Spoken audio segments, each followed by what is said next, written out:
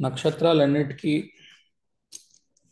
నవాంశాలకి పేర్లు ఉన్నాయని మనం తెలుసుకున్నాం కదా. ప్రతి క్లాస్లో మనం వింటున్నాం పాదాలకి సంబంధించిన పేర్లు.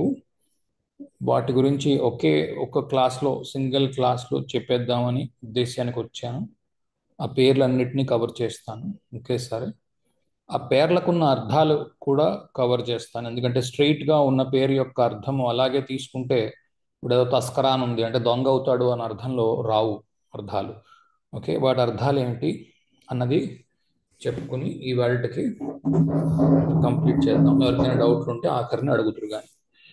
ఓకే, సో వచ్చే వారం నుంచి వింశోత్తరి మొదలు పెడతాం కాబట్టి ఓసారి మొన్నటి చెప్పిన అశ్విని, తర్వాత భరణి, కృత్తిక, రోహిణి, మృగశిర 4 నక్షత్రాలు మనం తీసుకున్నాం.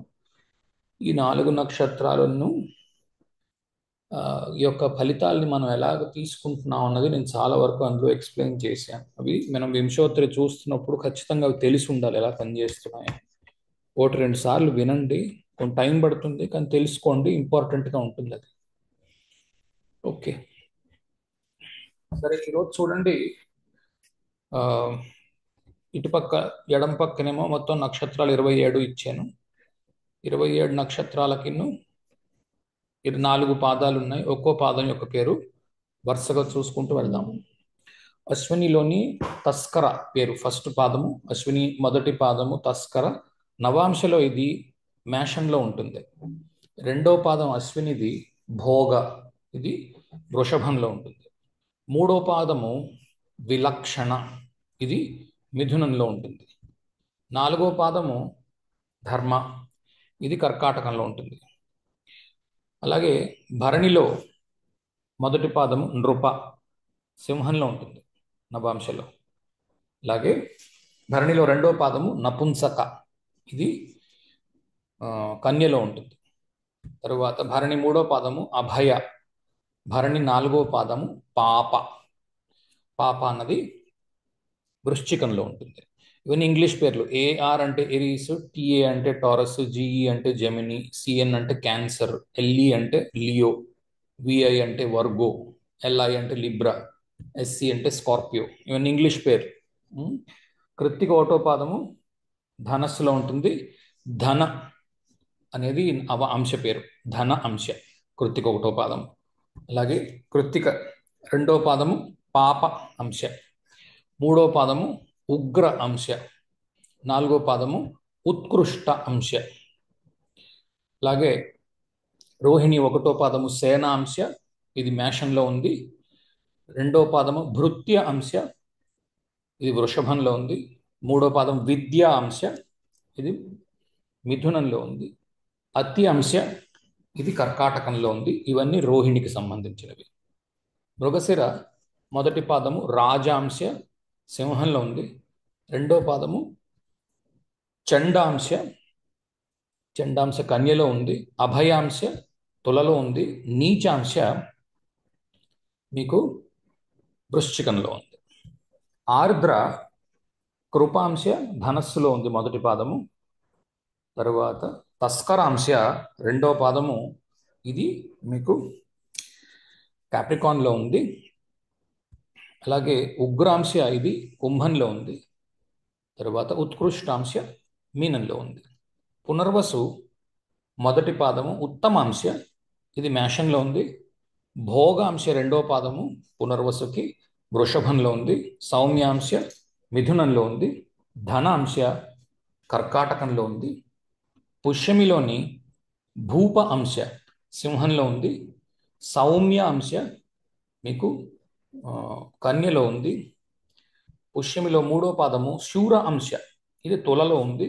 నీచ అంశ, ఇది వృశ్చికంలో ఉంది. పేర్లు చూసి కంగారు పడద్దు, పేర్ల యొక్క అర్థాలు తిన్నగా తీసుకోవద్దు. ఓకే, పేర్ల బట్టి అర్థం ఉండదు. ఓకే, ఆశ్లేష ఉత్పన్న అంశ మొదటి పాదము ఉత్పన్న అంశ ధనస్సులో ఉంది. ఆశ్లేషలోని రెండో పాదము పాపాంశ మకరంలో ఉంది. క్రోధాంశ అక్వేరియస్లో ఉంది కుంభంలో. ఉగ్రాంశ నాలుగో పాదము మీనంలో ఉంది. ఓకే, ఇవన్నీ అంశపాదాలు. ఓకే, మామూలుగా తీసుకుంటే మఖ సింహంలో ఉంటుంది. ఓకే, ఇవి అన్ని అంశాల్లో ఉన్నవి, నవాంశాల్లో ఉన్న పాదాలు. సరే, మఖలో సేనాంశ మేషంలో ఉంటుంది. మఖలోని రెండో పాదము భుక్తాంశ వృషభంలో ఉంటుంది. మూడో పాదము విలక్షణాంశ మిథునంలో ఉంటుంది. అంత్యాంశ కర్కాటకంలో ఉంటుంది. ఓకే, ఫల్గుని, పూర్వ ఫల్గుని ఉబ్బ అంటాం మనము. పూర్వ ఫల్గుని రాజాంశ సింహంలో ఉంటుంది, మొదటి పాదము. రెండో పాదము నపుంసకాంశ కన్యలో ఉంటుంది. మూడో పాదము అభయాంశ తులలో ఉంది. నాలుగో పాదము దరిద్రాంశ వృశ్చికంలో ఉంది. ఉత్తర ఫల్గుని ఉత్పన్న అంశ మొదటి పాదము ధనస్సులో ఉంది. ఉత్తర ఫల్గునిలో రెండో పాదము పాప అంశ మకరంలో ఉంది. మూడో పాదము ఉగ్రాంశ కుంభంలో ఉంది. నాలుగో పాదము శుభాంశ మీనంలో ఉంది. ఓకే, హస్తలోని మొదటి పాదము క్రూర అంశ, ఇది మేషంలో ఉంది. రెండో పాదము ముక్త అంశ, ఇది వృషభంలో ఉంది. మూడో పాదము పండితాంశ, ఇది జమినిలో ఉంది, మిథునంలో. నాలుగో పాదము ధనాంశ, ఇది కర్కాటకంలో ఉంది. చిత్రలోని మొదటి పాదము రాజాంశ సింహంలో ఉంది. రెండో పాదము నపుంసకాంశ, ఇది చిత్రలో ఉంది. రెండో పాదము నపుంసకాంశ కన్యలో ఉంది. చిత్ర మూడో పాదము అభయాంశ, ఇది తులలో ఉంది. చిత్ర నాలుగో పాదము ధనాంశ, ఇది వృశ్చికంలో ఉంది. స్వాతి మొదటి పాదము ఉత్పన్నాంశ నవాంశలో ధనస్సులో ఉంటుంది. అలాగే రెండో పాదము ధన అంశ, స్వాతి రెండో పాదము ధనాంశ మకరంలో ఉంటుంది. స్వాతి మూడో పాదము ఉగ్ర అంశ, ఇది కుంభంలో ఉంటుంది. స్వాతి నాలుగో పాదము ఉత్కృష్టాంశ మీనంలో ఉంటుంది. స్వాతి విశాఖ ఫస్ట్ పాదము సౌఖ్య అంశ మేషంలో ఉంటుంది. రెండో అంశ భోగ అంశ వృషభంలో ఉంటుంది. సౌమ్య అంశ విశాఖలో ఉంటుంది. మూడో పాదంలో జమిని అంటే మిథునము. నాలుగో పాదము అర్ధాంశ, విశాఖలోని నాలుగో పాదము అర్ధాంశ కర్కాటకంలో ఉంది. అనురాధలోని మొదటి పాదము రాజాంశ సింహంలో ఉంటుంది. రెండో పాదము నపుంసకాంశ కన్యలో ఉంటుంది. మూడో పాదము అభయాంశ తులలో ఉంటుంది. నాలుగో పాదము నీచాంశ వృశ్చికంలో ఉంటుంది. జ్యేష్ఠలోని మొదటి పాదము ఉత్పన్న అంశ ధనస్సులో ఉంటుంది. రెండో పాదము ఉగ్రాంశ మకరంలో ఉంటుంది. అలాగే జ్యేష్ఠలోని మూడో పాదము పాపాంశ కుంభంలో ఉంటుంది. శుభలోని ఆఖరి పాదము శుభ అంశలో ఉంటుంది, జ్యేష్ఠది, అది మీనంలో ఉంది. మూలలోని మొదటి పాదము తస్కరాంశ మేషంలో ఉంటుంది. రెండో పాదము భోక్తాంశ వృషభంలో ఉంటుంది. ఇవన్నీ నవాంశ పాదాలు సుమ. ఎవరు కూడా ఇదేమిటి ఇలా మూలంతా కలిపి ఒక దాంట్లోనే ఉంటుంది కదా అనుకోవద్దు. ఇవన్నీ నవాంశ పాదాలు. రెండో పాదం మూలది భోక్తాంశలో ఉంటుంది. మూడో పాదము విచక్షణాంశలో ఉంటుంది, ఇది మిథునంలో ఉంది. నాలుగో పాదము ధనాంశలో ఉంది, ఇది కర్కాటకంలో ఉంది. వీటి పేర్లను చూసి కంగారు పడిపోయి ధనాంశం అంటే డబ్బు వచ్చేస్తుంది, విచక్షణాంశ అంటే దాని అసలైన అర్థాలు తీసుకోకండి, లోపల అర్థాలు వేరే ఉన్నాయి. ఓకే, పూర్వాషాఢ ఉత్పన్నాంశ మొదటి పాదము సింహంలో ఉంది. అభయాంశ రెండో పాదము కన్యలో ఉంది. భాగ్య అంశ తులలో ఉంది. ఉగ్రాంశ వృశ్చికంలో ఉంది. ఉత్తరాషాఢలోని మొదటి పాదము ఉత్పన్న అంశ, రెండవ పాదము పాప అంశ మకరంలో ఉంది. మూడవ పాదము ఉగ్ర అంశ సింహంలో ఉంటుంది, నవాంశలో. ఆఖరు పాదము శోభనాంశ మీనంలో ఉంటుంది. శ్రవణము మొదటి అంశ మేషంలో ఉంది, దాన్ని మంగళాంశ అంటారు. రెండవ అంశము భోక్తాంశ, అది వృషభంలో ఉంది. మూడవ అంశము విచక్షణాంశ, ఇది మిథునంలో ఉంది. 4వ పాదము ధన అంశ. 4వ అంశ అన్నా 4వ పాదం అన్నా ఒకటి. ఓకే, 4వ పాదము ధనాంశ కర్కాటకంలో ఉంది. ధనిష్టని 4 పాదాలుగా చేస్తే రాజాంశ మొదటి పాదము సింహంలో ఉంది. 2వ పాదము సౌమ్యాంశ కన్యలో ఉంది. 3వ పాదము అభయాంశ తులలో ఉంది. 4వ పాదము క్రూర అంశ వృశ్చికంలో ఉంది. శతభిషంలోని మొదటి పాదము ఉత్పన్న అంశ ధనస్సులో ఉంది. 2వ పాదము పాపాంశ మకరంలో ఉంది. 3వ పాదము భయాంశ కుంభంలో ఉంది. 4వ పాదము సౌమ్యాంశ ఇది మీనంలో ఉంది నవాంశలో. పూర్వభాద్రలోని మొదటి పాదము సేనాంశ, 2వ పాదము భోగాంశ వృషభంలో ఉంది. 3వ పాదము విచక్షణాంశ మిథునంలో ఉంది. 4వ పాదము ధనాంశ కర్కాటకంలో ఉంది. ఉత్తరాభాద్రలోని మొదటి పాదము తీక్షణాంశ ఇది సింహంలో ఉంది. 2వ పాదము సౌమ్యాంశ ఇది కన్యలో ఉంది. 3వ పాదము అభయాంశ తులలో ఉంది. 4వ పాదము ఉగ్రాంశ ఇది వృశ్చికంలో ఉంది. ఆఖరుగా రేవతిలోని మొదటి పాదము ఉత్పన్నాంశ ధనస్సులో ఉంటుంది నవాంశలో. అలాగే రేవతిలోని 2వ అంశ 2వ పాదము పాపాంశ ఇది మకరంలో ఉంది. 3వ పాదము ఉగ్రాంశ ఇది కుంభంలో ఉంది. 4వ పాదము శోభనాంశ ఇది మీనంలో ఉంది. వీటి అర్థాలు చెప్పబోయే ముందు ఇంకొకసారి పైనుంచి కింద వరకు ఒక్క క్షణం మీరు దానిపైన దృష్టి పెట్టారు అంటే, దీనిపైన దృష్టి పెట్టారంటే మీకు తెలుస్తుంది ఏంటి అంటే, ఎక్కడైతే నవాంశ పాదాలు కుజుడితో పరిపాలింపబడుతున్నాయో, ఎక్కడైతే నవాంశ పాదాలు శనితో పరిపాలింపబడుతున్నాయో, అంటే కుజుడు శని పరిపాలించే రాసులు చూడండి, మేషము వృశ్చికము ఈ 2. ఈ వృశ్చిక మేషాలకి అశుభ పేర్లు ఇచ్చాడు. ఓకే, అశుభమైన పేర్లు ఇచ్చాడు, తస్కర, పాప ఇటువంటివి. అలాగే శనితో పరిపాలింపబడుతున్న వాటికి కూడా, అంటే ఉదాహరణకి మకరము అలాగే కుంభము, వీటికి పాప, ఉగ్ర ఈ 2 పేర్లు ఇచ్చాడు. ఎక్కువగా మీకు ఇవే పేర్లు తిరుగుతూ ఉంటాయి. ఈ మకరానికిను కుంభానికిను ఇవే పేర్లు తిరుగుతూ ఉంటాయి. ఇవి చూసి మోసపోకండి.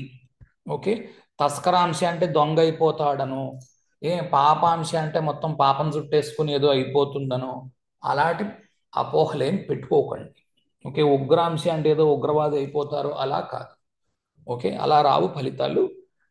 దృష్టికోణము మహర్షి యొక్క దృష్టికోణం నుంచి ఆలోచించండి. ఓకే, ఆనాటికి రాజులకు మాత్రమే, దేశాలు నేలే రాజులకు మాత్రమే క్లియర్ కట్గా ఒక టైం ఉండేది, అలానా టైంలో పుట్టారు అని. ఇలా మామూలు సాధారణ వ్యక్తులను అడిగారు అనుకోండి ఎప్పుడు పుట్టాడని, ఈ మామిడి తోట పూత పూసినప్పుడు పుట్టాడు అంటారు. ఓకే, మామిడి తోట పూసినప్పుడు పుట్టాడంటే డేటు లేదు, మంతు లేదు, తేదీ కూడా లేదు, లగ్నం మాట దేవుడెరుగు. ఓకే, కాబట్టి మామిడి తోట పూసినప్పుడును, లేకపోతే కుప్పలు ఉడిచినప్పుడు, కోత కోసినప్పుడు ఇవి సాధారణ వ్యక్తులకి ఇలాగే ఉండేవి. ఒక 50 సంవత్సరాల క్రితం వరకు సాధారణ వ్యక్తులకు జాతకాలు లేవు. ఓకే, ఈనాడు ఉన్నాయి. కారణం ఏంటంటే టెక్నాలజీ పెరిగింది, ప్రతి వాళ్ళ దగ్గర వాచి ఉంది, ప్రతి వాడికి రేపు ఉదయం ఏం జరగబోతోంది అన్న దాని మీద కోరిక ఎక్కువ ఉంది కాబట్టి. ఓకే, మనం అదే వృత్తిలో ఉన్నాం కాబట్టి దాన్ని దూషించడం తప్పు. కానీ ఆనాటి పరిస్థితి ఒకసారి ఆలోచించండి. ఓకే, కనుక ఇది రాజులని ఉద్దేశించి రాసినది. ఓకే, కనుక నా ఉద్దేశము శని కుజ స్థానాలు నవాంశలో ఉన్నప్పుడు మనిషికి ఇంకా చెయ్యాలి, ఇంకా పొందాలి, ఇంకా ముందుకు వెళ్ళాలి అన్న ఆరాటము ఎక్కువ ఉంటుంది. ఓకే, దీనిని ఆనాడు పాపముగా పరిగణించారు. ఓకే, అంటే ఇప్పుడు రాజు ఉన్నాడు, ఒక రాజ్యాన్ని పరిపాలిస్తున్నాడు అనుకునేది, ఆంధ్రదేశాన్ని పరిపాలిస్తున్న రాజు కనిపించింది, పక్క రాజ్యం మీదకి దండెత్తి వెళ్ళిపోయి ఏదైనా ఆక్రమించేసుకుందామని ఏమవుతుంది, బోల్డ్ అంత రక్తపాతం అయ్యి బోల్డ్ మంది చచ్చిపోతారు. కనుక వీటిని తస్కర, పాప, ఈ పేర్లు చూడండి. తస్కర అంటే అపహరించడం, అవతల వ్యక్తి యొక్క ధనాన్ని, ధాన్యాన్ని అపహరించడం. రైట్. ఉగ్ర అంటే విరుచుకు పడిపోవడం, పాపాలు చేయడం. ఎందుకు ఇవన్నీ చేస్తారు? మరో చోటకి, మరో రాజ్యాన్ని గెలుచుకోవడానికి. ఓకే. కనుక ఈనాడు పరిస్థితికి వీటిని అన్వయించుకున్నప్పుడు మనం రాజులం కాం, మనం దొంగలం అంతకంటే కాం, సాధారణ మనుషులం. సాధారణమైన మనుషులకి ఇంకా ఎక్కువ చెయ్యాలి, ఇంకా ఎక్కువ సంపాదించాలి, ఇంకా ఎక్కువ జీవితంలో ముందుకు వెళ్ళాలి అని ఉండడం తప్పే ఉంది? ఏమి తప్పులేదు. ఓకే. ఇప్పుడు క్లాస్లో నువ్వు ఫస్ట్ రావాలనుకో, మిగిలిన వాళ్ళందరూ 2, 3, 4, 5 ఆ కింది ర్యాంకులు వస్తేనే కదా నువ్వు ఫస్ట్కి వస్తావు. అంటే వాడిని చెడగొడుతున్నావు అని కాదు, నువ్వు వాడికంటా పైకి వస్తేనే కదా. ఇప్పుడు ఇన్నాళ్ళు ఫస్ట్ ర్యాంక్లో ఒకడు ఉన్నాడు, ఆ పొజిషన్ని నువ్వు తస్కరించావు, అక్కడి నుంచి పట్టుకుపోయావు. ఓకే. ఇది విద్యార్థికి అన్వయం చేసుకోవచ్చు. అలాగే రాజకీయ నాయకులు ఉంటారు, లేకపోతే ఒక ఆఫీస్లో ఒక ఒక పెద్ద పొజిషన్లో ఒక వ్యక్తిని కూర్చోబెడతారు, ఆ కిందనున్న వ్యక్తులందరికీ అంత పెద్ద పొజిషన్లు ఉండవు. ఇప్పుడు ఏదో జిఎం ఉన్నాడు అనుకుందాం, 5గురే జిఎంలు ఉంటారు ఆఫీస్లో. ఆ జిఎం కింద, ఒక్కో జిఎం కింద 5 మేనేజర్లు ఉంటారు. 5 10 25 మంది మేనేజర్లు ఉంటే ఆ కింద ఒక్కొక్కటి కింద ఏదో చిన్న చిన్న ఉద్యోగాలు చేసుకునే వాళ్ళు మరో ఒక 5గురు వేసి ఉన్నారు అనుకోండి, 25 5. ఓకే. మళ్ళీ 125 మంది కింద పని చేసేవాళ్ళు ఉన్నారు. కనుక నువ్వు జిఎం అవ్వాలంటే మేనేజర్ నుంచి 5గురు పోటీ పడుతున్నారు కదా. ఈ 5గురు దగ్గర నుంచి నువ్వు తస్కరిస్తే కదా నువ్వు పోటీ పరీక్షలో నిలబడి నెగ్గేది. కనుక ఈ తస్కరాంశల్లో వాటిల్లో గ్రహాలు ఉన్నంత మాత్రానో, లగ్నం ఉన్నంత మాత్రానో బెంబేలు ఎత్తిపోయి కంగారు పడిపోయి ఓహో వీడేదో దొంగ అన్న ముద్ర వేసేయకండి. ఓకే. అలా అలా రావు ఫలితాలు. ఇది ఒక ముక్కలో చెప్పడానికి. ఏ ఆ, పాప అంశంలో, ఉగ్ర అంశంలో ఉన్నప్పుడు జాగ్రత్త ఎక్కడ పడవలసి ఉంటుంది అని అంటే, ఫలితం ఎలా చూపిస్తుంది, రేపు మనం నవాంశాల గురించి క్లాసులు నేర్చుకుంటాం. ఫలితాలు ఎలా చూపిస్తాయంటే, ఆ, పాప అంశ నుంచి ఫలితం వస్తున్నప్పుడు ఒకటి పాపము తాను చేస్తూ ఉండవచ్చు. ఓకే. పాపము తాను చేస్తూ ఉండవచ్చు అంటే పక్కింటికి వెళ్ళి చంపేయడం, పొడి చేయడం, ఇది ఒకటే కాదు పాపం. బతకాలి అంటే కొన్ని పాపాలు చేయక తప్పదు కదా. ఎందుకంటే కలి విజృంభిస్తున్న కొద్దీ అది పెరుగుతుంది, ప్రబలం అవుతుంటుంది. ఎందుకంటే బయట కొనాల్సిన వస్తువుల ధరలు పెరిగిపోతూ ఉంటాయి, ఇంట్లోనేమో సంపాదించే ధనం తగ్గిపోతూ ఉంటుంది. కాబట్టి రకరకాలు చేస్తే తప్ప మనిషి ముందుకు వెళ్ళలేడు. ఇంకో 100 ఏళ్ళు, 200 ఏళ్ళు, 300 ఏళ్ళు తర్వాత ప్రపంచం ఎలా ఉంటుందో ఆలోచించుకోండి. ఆ తర్వాతి రోజులకు కూడా ఇది సరిపోవాలి, పరాశర మహర్షి రాసింది. ఓకే. కనుక ఇప్పుడు ఒక 100 సంవత్సరాల్లో ఎంత పురోగతి సాధించామో మనకు తెలుసు. పురోగతి వలన బాగా ఇన్ఫ్లేషన్ పెరిగింది, ఇన్ఫ్లేషన్ వలన వస్తువుల ధరలు పెరిగిపోతూ వెళ్ళిపోతున్నాయి కదా. అందుకు మరింత మరింత మరింత మరింత పాపం పెరుగుతూ వెళుతుంది. నువ్వు కాదు నేను పాపం చేయను, అస్సలు చేయకుండా చేయకుండా కుదరదు. ఎందుకంటే నువ్వు ఉద్యోగం చేస్తున్నావు అంటే ఇంకొకటి ఉద్యోగం రానివ్వకుండా చేస్తున్నావు అంటాను నేనైతే. పాపము అంటే అదే, దీన్ని కూడా పాపం అని అంటారు. ఎందుకంటే నువ్వు ఉద్యోగానికి అప్లై చేసావు, నువ్వు ఉద్యోగం చేస్తున్నావు, నువ్వు చేయలేదనుకో, ముక్కు మూసుకుని జపం చేసుకుంటున్నావు అనుకో, ఏ పని చేయకుండా, నీకు నీ ఉద్యోగం మరోడు చేస్తాడుగా. ఓకే. ఇది చాలా పెద్ద కాన్సెప్ట్, చాలా వింతగా ఉంటుంది, ఇలా ఎవరు ఆలోచించరు. కానీ నిజానికి ఇది కూడా పాపం కింద లెక్కే. ఎందుకంటే నువ్వు ఒకటి ఒకటి నువ్వు చేస్తున్నావు అంటే అది ఆ పనిని మరొకటి చెయ్యనీయకుండా నువ్వు చేస్తున్నట్టే లెక్క అయ్యింది. ఓకే. అది కూడా పాపం కిందే లెక్క. అదేంటి మనం ముక్కు మూసుకుని కూర్చోగలం, అది పాపం ఎలా అవుతుందంటే అవుతుంది మరి, అలాగే అవుతుంది పాపం. ఓకే. ఇప్పుడు నిత్యావసర ధరలు, బతకడానికి కావలసిన ధరలు అన్ని పెరిగిపోతూ వెళ్ళిపోతున్నాయి కాబట్టి అవి చేయక తప్పదు. కాబట్టి వీటిని ఏవి కూడా ఇదేదో అభయ అహో సూపరు, ఓకే, ఇదేదో ఉగ్ర వేస్ట్, అలాంటి దృక్కోణాలతో దయచేసి చూడవద్దు. ఓకే. సరే. ఇంకొక ముక్క చెప్పి వీటికి వెళతాను. వీటిల్లో గ్రహాలు ఉన్నప్పుడు మేష, వృశ్చిక, ఆ, మకర, కుంభాలు, వీటిల్లో గ్రహాలు ఉన్నప్పుడు ఏంటి అంటే మనిషి యొక్క ప్రయాస, ప్రయత్నము చాలా అవసరం. ఓకే. అవి లేకుండా ఫలితము రాదు. ఓకే. అందుకు అవి ప్రయత్నాన్ని చూపిస్తాయి. మనిషికి ఒక సిచ్యువేషన్ క్రియేట్ చేసి ఒక పరిస్థితి చూపించి ఆ పరిస్థితిలోంచి మనిషి ఎంత బయట పడగలడు అన్నది అతని యొక్క ప్రయత్నాన్ని బట్టి ఉంటుంది. సరే, నేను ఇప్పుడు ఏం చేశానంటే మేషం యొక్క నవాంశలు అన్ని వరుసగా చదివాను కదా. ఇప్పుడు ఎలా చదివానంటే అశ్విని వైపు నుంచి చదువుకుంటూ వచ్చాను, నక్షత్రం వైపు నుంచి. ఇప్పుడు నేను మేషంలో పడుతున్న గ్రహాల యొక్క పేర్లు వరుసగా చదువుకుంటూ వచ్చాను, నవాంశల పేర్లు వరుసగా రాసుకుంటూ వచ్చాను. మేషంలో తస్కర నవాంశ, సేన నవాంశ, ఉత్తమ నవాంశ, క్రూర నవాంశ, సౌఖ్య నవాంశ, మంగళ నవాంశ, ఇవి ఉన్నాయి మేషంలో ఉన్నవి. ఓకే, వీటి యొక్క అర్థాలు ఏంటో తెలుసుకుందాం. మేషంలో ఉన్న తస్కర నవాంశకి అర్థం ఏమిటి అంటే పవర్, పొజిషన్. ఓకే, మనిషి ఒకవేళ పవర్ పొజిషన్, ఇప్పుడు ఓ రాష్ట్రానికి ముఖ్యమంత్రి కావాలి, ఎంతమంది ఉంటారేంటి? ఒక్కడే ఉంటాడు. మరొకడు ముఖ్యమంత్రి అవ్వాలంటే వాడిని దించేయాలి లేదా వాడు దిగిపోవాలి కదా, అప్పుడు వీడు ముఖ్యమంత్రి కాగలడు. ఓకే, అలాంటి పొజిషన్స్ చాలా ఉంటాయి. అలాంటి పొజిషన్స్లో అంటే ఒకళ్ళు వెళ్ళిపోతే తప్ప మరొకరు రాలేని పొజిషన్ని తస్కరలో వేసుకోండి. ఓకే, అలాంటివి చాలా ఉంటాయి. ఓకే, పవర్, తస్కరము, పవర్ని తీసుకువెళ్ళిపోవడము, లేదా ఒకరికి వస్తున్న ఆర్డర్ని మీరు తస్కరిస్తున్నారు. ఇప్పుడు మీరు బిజినెస్ మ్యాన్గా ఉన్నారు, ఒకరికి ఎవరికో వెళుతోంది ఇన్నాళ్ళు ఆర్డర్, మీరు దానికంటే మంచి ప్రోడక్ట్ తయారు చేసి మార్కెట్లో విడుదల చేశారు, కస్టమర్లు వాళ్ళకి ఇవ్వకుండా ఆర్డర్ మీకు ఇస్తారు కదా, అది కూడా తస్కరమే అవుతుంది. సేన, సేనాంశ, ఏదైనా పనిని యుద్ధ ప్రాతిపదికన చేయడం. ఓకే, యుద్ధ ప్రాతిపదికన ఏదైనా ఒక పనిని చెయ్యడం, అటువంటి అవసరం ఉండడం, వీటన్నిటినీ కలబోసుకుని కూడా మీరు నవాంశలోని మేషం యొక్క అర్థాన్ని మీరు తీసుకోవచ్చు.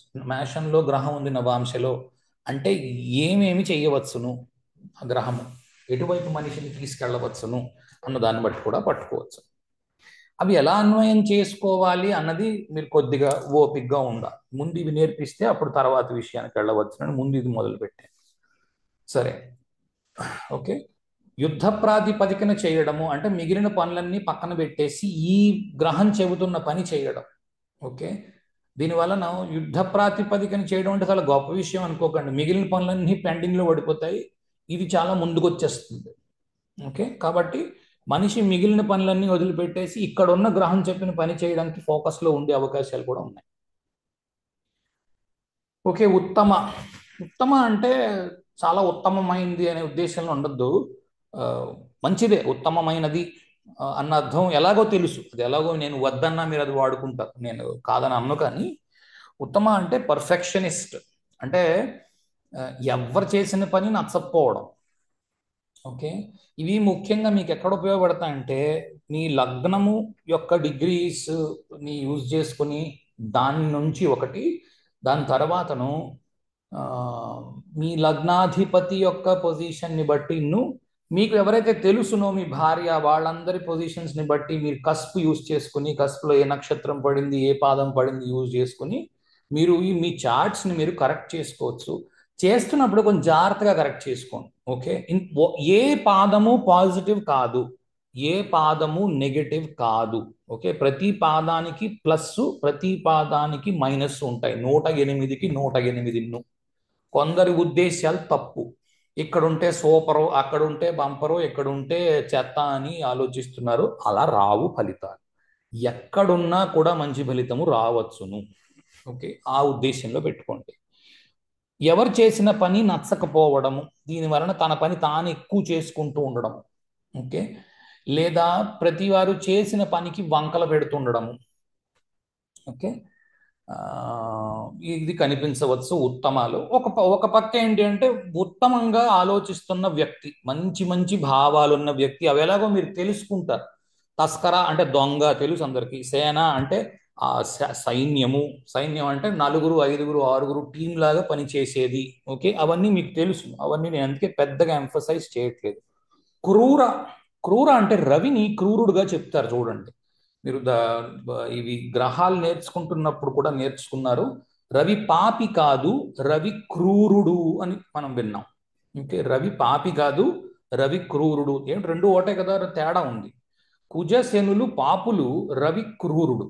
రవి క్రూరుడు అంటే మన యొక్క తండ్రి గారు మనల్ని దండించవలసి వస్తే ఎలా ఉండేది అంటే, ఈ రోజుల్లో కొడితే కేసులు పెట్టేస్తున్నారు, లేదా జైల్లో పెట్టేస్తున్నారు. ఈ రోజుల సంగతి కాదు. 80ల్లో ఒకవేళ మనల్ని పోనీ కొట్టక్కర్లేదు, పోనీ ఏదో ఒక మాట అనాలి అని అనుకున్నప్పుడు తండ్రిగా దండించడము అని అంటారు కదా, అంటే వీడికి బుద్ధి రావాలి అని అనుకోవడము. లేదా వెధవకు అన్నం పెట్టక ఈ రాత్రి, వాడికి చదివితేనే రేపు ఉదయం అన్నం ఎరా విన్నావా అంటారు చూసారా, అది క్రూరత్వం. అంటే అవతలి వ్యక్తిలో మార్పు రావాలి అనే కోరికతో చేస్తున్న పని. ఓకే, స్ట్రిక్ట్ అంటాం మనం మామూలు భాషలో, వాడుక భాషలో అందరూ మనం ఇంగ్లీష్కి అలవాటు అయిపోయాం కాబట్టి స్ట్రిక్ట్. సరే, సౌఖ్యము, ఇది కూడా చాలా చాలా మంది చాలా తప్పు అర్థాలు తీసేసుకుంటున్నారు ఇలాంటి వాటికి. ఓహో, సౌఖ్యము అంటే అన్ని సౌఖ్యాలు వచ్చేస్తాయని కాదు. సౌఖ్యాలు ఎవరికి రావు. సౌఖ్యము ఎవడికి వాడు అవలంబించుకునే విషయం. మీరు జాగ్రత్తగా తెలిస్తే అర్థమవుతుంది. నేను 2 ఎగ్జాంపుల్స్ ఇస్తాను, ఇంతకు ముందు కూడా చాలాసార్లు చెప్పుకుంటాను. సౌఖ్యము అంటే ఏంటంటే, నాకు 2 ఎగ్జాంపుల్స్ ఇస్తాను. ఒకడు బాగా పనిచేసి బాగా డబ్బు ఆదా చేసుకుని ఓ కారు, ఓ బంగళా అలాంటివి కొనుక్కున్నాడు. మరో కారు, మరో బంగళా కూడా కొనుక్కుందామని ఆలోచిస్తున్నాడు. ఇవి సౌఖ్యాలు. విమానాల్లో తిరుగుతున్నాడు. ఇవి సౌఖ్యాలు. తనకు తానుగా కష్టపడి పని చేసి కొనుక్కున్నాడు. కానీ అనుభవించేది, ఈ కష్టపడి పని చేస్తున్న వాడు 100-95% వాడికి అనుభవించడానికి వయస్సు అయిపోతుంది. వాడికి నిజంగా కష్టపడేవాడే అయితేనే. ఓకే, కనుక కష్టపడ్డవాడు సౌఖ్యాన్ని అనుభవిస్తున్నాడు ఒక రకంగా.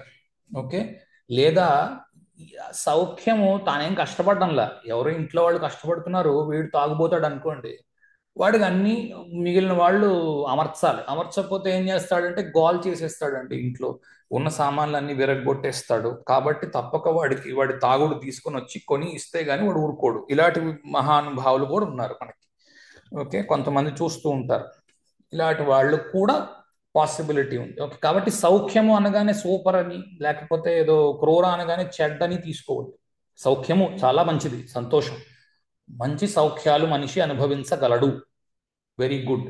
కానీ ఆపోజిట్ సైడ్లో కూడా ఉండొచ్చు. అంటే తల్లి పెళ్ళాము వీధి వీధి వెళ్ళి ఏదో ఉద్యోగం చేసుకొని వచ్చి కూలి పని చేసుకొని వస్తే ఇంటి దగ్గర కూర్చున్న ఈ భర్త ఎవడైతే ఉన్నాడో, ఆ తల్లి కొడుకు అయితే ఎవడైతే ఉన్నాడో, ఆ డబ్బులు లాగేసుకొని తాగేస్తున్నాడు. సౌఖ్యం, కొనుక్కుంటున్నాడు కదా, కొనుక్కోట్లా, వీడు తెచ్చిన డబ్బులు లాగేసుకుని పాడు చేస్తున్నాడు. ఓకే, లేదా సింపుల్, వీళ్ళిద్దరికి మధ్యస్థంగా ఉన్న వ్యక్తి చాలా కాలం పాటు ఏ పని చేయకుండా ఎలాగోలాగా పబ్బం గడిపేసుకుంటున్నాడు. ఇది కూడా సౌఖ్యంలోకి రావచ్చు. ఎలా తెలుస్తుంది అని అంటే, గ్రహాలు వేయడము, అష్టమం వెళుతోందా, 6వ ఇల్లు వెళుతోందా, 10వ ఇల్లు వెళుతోందా, ఓకే, 4వ ఇల్లు వెళుతోందా, 4వ ఇల్లు సౌఖ్యము, 4వ ఇల్లు వెళుతోందా, ఏం వెళుతోందో చూస్తారు. వెళుతున్న దాన్ని బట్టి పట్టుకుంటారు. కొంత గ్రహాన్ని కలుపుతారు. కలిపాక మీకు పూర్తి పిక్చర్ వస్తుంది. అందుకే కొంత ప్రశాంతంగా ఉండవలసి ఉంటుంది. మంగళ అంటే మంగళము. ఓహో, సూపర్, వెరీ గుడ్. ఏదైనా చెడు ఉన్నది, అమంగళం ఉన్నది, ఓకే, మంగేతి గచ్చతి అంటారు. అంటే మంగేతి గతి అంటారు, మంగతి గచ్చతి అంటారు.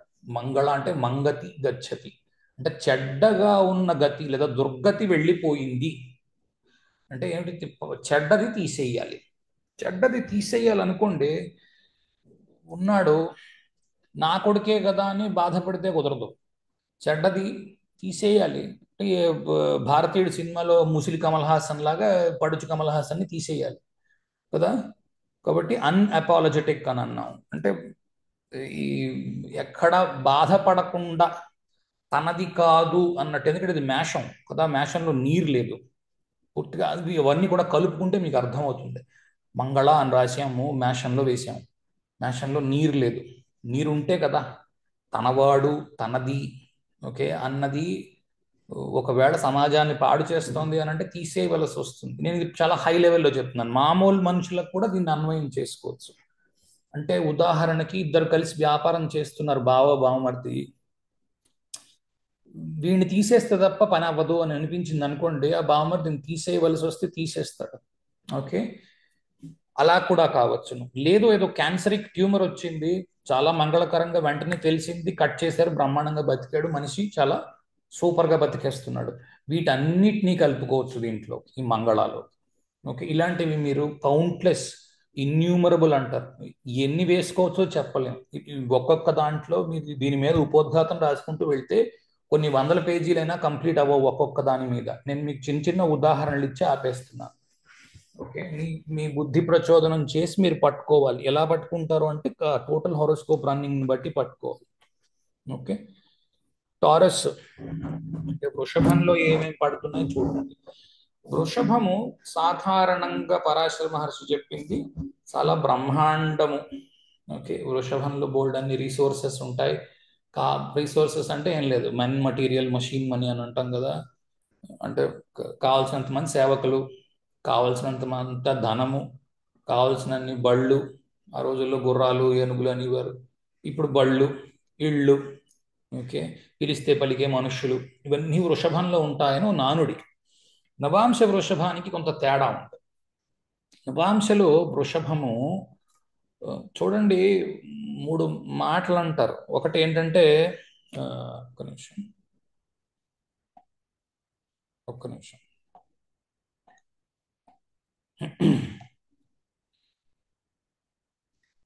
నేను చెప్తున్నాను. సరే, నవాంశలో వృషభం గురించి మాట్లాడుతున్నప్పుడు మీరు మ్, భోగము, దానము, నాశము అని మూడు మాటలు ఉన్నాయి. ఓకే, భోగము, దానము, నాశము. భోగము రెండో ఇల్లు. ఓకే, ఉన్నది భోగించగలవు లేదా ఏడో ఇల్లు.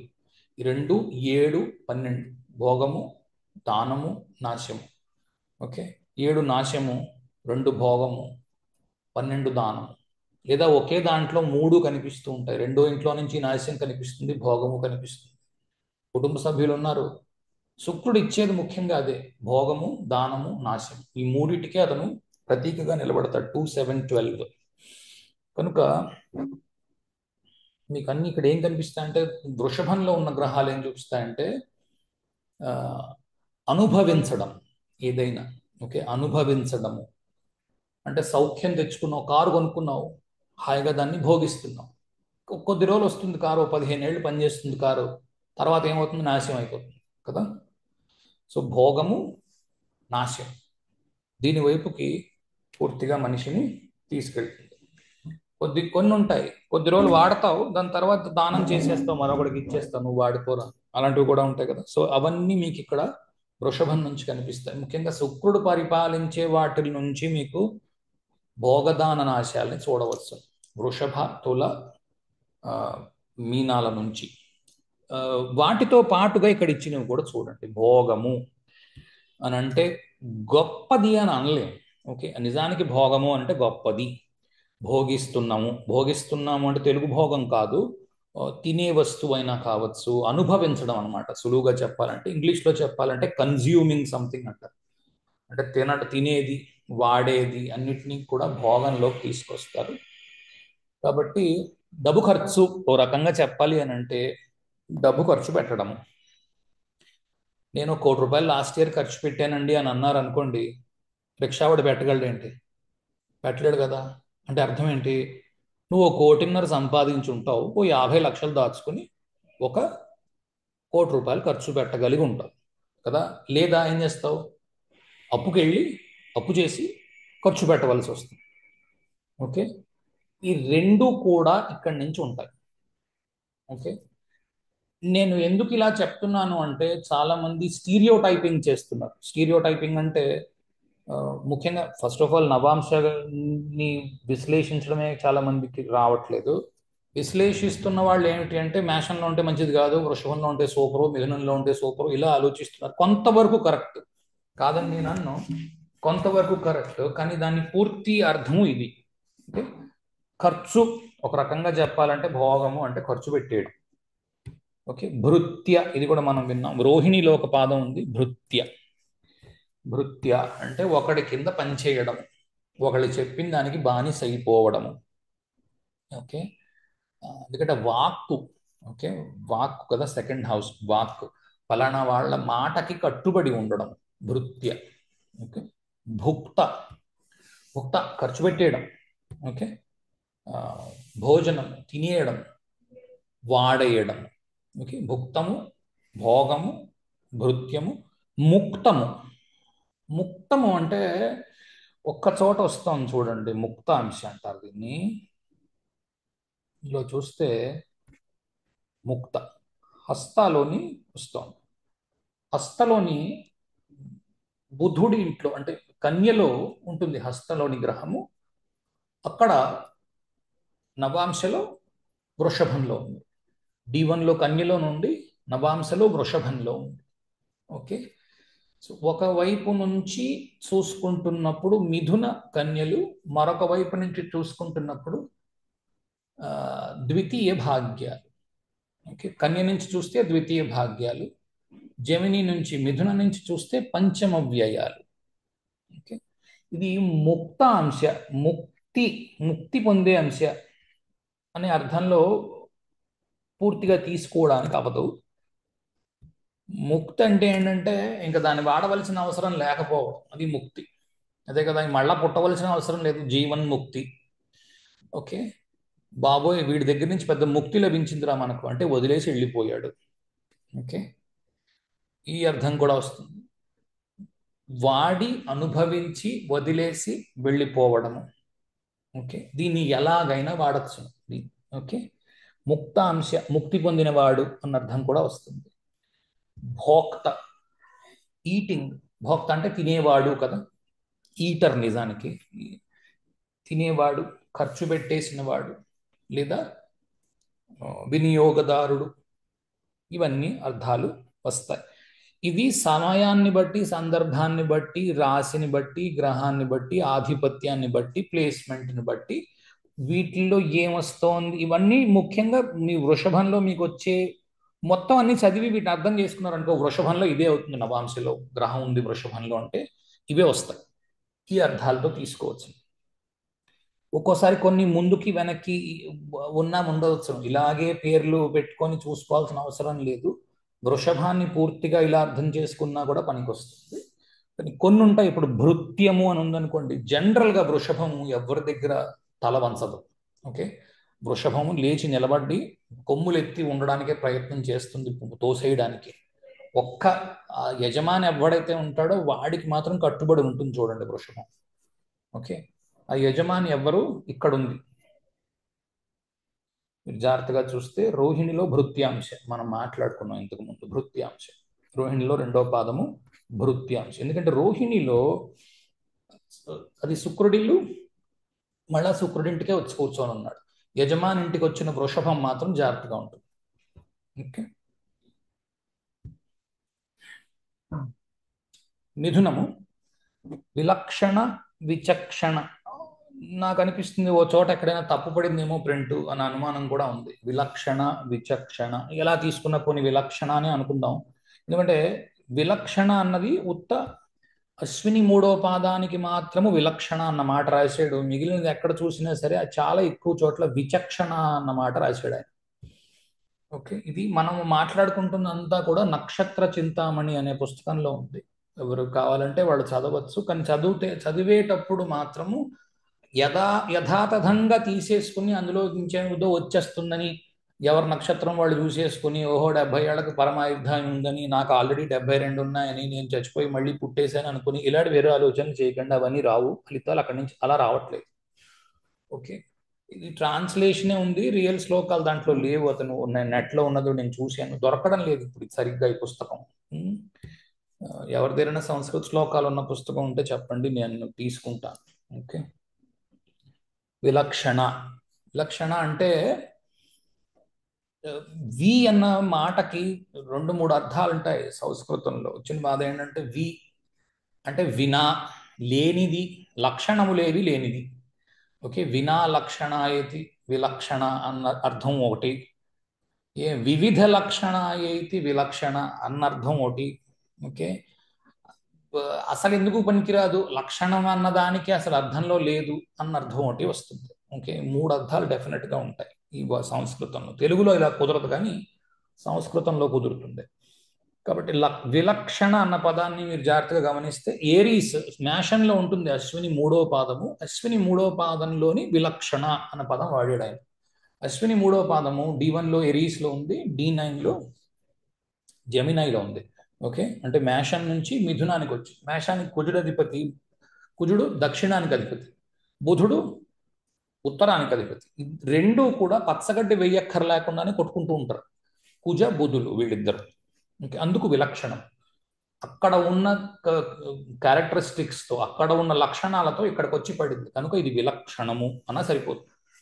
ఓకే, అంటే రెండింటినీ కలుపుకుని రెండు అంశ కుజుడి యొక్క బలాన్ని బుధుడి యొక్క బలాన్ని రెండింటినీ కలుపుకుని నడుస్తున్న గ్రహమా, లేక ఇద్దరితోని పడక ఏ లక్షణము లేకుండా ఉన్న గ్రహమా, కొన్ని అతనివి కొన్ని ఇతనివి తీసుకుని కొన్ని పరస్పరం క్యాన్సిల్ అయి నడుస్తున్న గ్రహమా అన్న దాని మీద కన్ఫ్యూజన్ ఉంటుంది.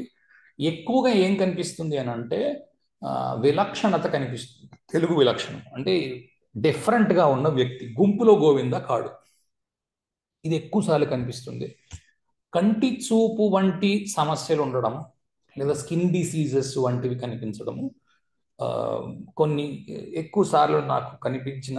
ఇంకోటి ఏంటి అంటే ఈ బుధ కుజుల కాంబినేషన్లో మీకు నపుంసకత్వము, ఓకే, పిల్లలు లేకపోవడము, లేకపోతే కరెంట్ డిపార్ట్మెంట్లో పనిచేస్తూ ఉండడం, ఇట్లాంటివి మీకు కనిపించవచ్చు. ఇలా చెప్పుకుంటూ పోతే ఒక్కో దానికి కొన్ని వందలు వేలు పెట్టుకుంటూ ఉండొచ్చు. విలక్షణ అన్నదానికి రకరకాల అర్థాలు ఉన్నాయి.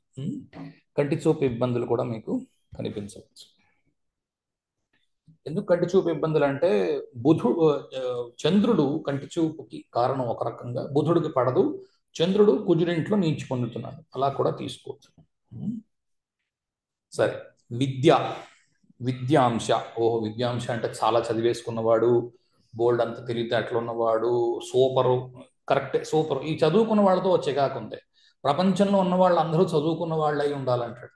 ప్రపంచంలో ఉన్న వాళ్ళందరికీ చదువు అబ్బుతుంది అంటే రాదు. ఎలా వస్తుంది? అలా వస్తే అసలు ప్రపంచం నడుస్తుంది అంటే ఇప్పటికే, అంటే ఇలా అంటున్నానని మరోలా కాదు, ఇప్పుడు కొంతకాలం క్రితం తీసుకోండి, ఒక్కొక్కరికి ఒక్కొక్క పనిని ఇచ్చారు, దాన్ని బట్టి కులాలు ఏర్పడ్డాయి. ఇప్పుడు ప్రతివాడిని ఇంజనీరింగ్ చేశారు. ఇప్పుడు కింద పనిచేసే మేస్త్రి లేడు, ఆ కింద పనిచేసి తట్టమోసే లేబర్ లేడు. ఇంకొక 10 ఏళ్ళు పోతే, ఇప్పుడు మనం ₹1,00,00,000 పెట్టి హైదరాబాద్లో ఇల్లు కొంటున్నాం కదా, ఆల్రెడీ 2 కోట్లు అమ్ముతున్నారు. ఇంకొక 10 ఏళ్ళు పోతే 200 కోట్లు అమ్మినా ఆశ్చర్యం లేదు. కారణం ఏంటి అంటే తట్టమూసే లేబర్ లేడు. లేబర్ కాస్ట్ మటీరియల్ కాస్ట్ కంటే డబల్ అయిపోయింది కదా. ఇంకెవరు ఇల్లు కొనుక్కోక్కర్లేదు. ఒక్క 10 ఏళ్ళు పోతే హాయిగా ఎవరికాళ్ళు ఉన్న దాంట్లో ఉండవలసిందే. మరో రకంగా ఇల్లు కొనే అవకాశం లేదు, ఎందుకంటే లేబర్ దొరకట్టు. సో విద్య అన్న దాని మీద ఏంటి, మనిషికి ఏం ఆలోచిస్తాడు ఇతను అంటే, ఎటువంటి సమస్యనైనా సరే తెలివితేటలతో మాత్రమే చెయ్యాలని. అంటే పాజిటివ్ సైడ్ ఆల్రెడీ చెప్పేశాను, అంటే చెడ్డది అన్న ఉద్దేశంలో నేను చెప్పడం లేదు.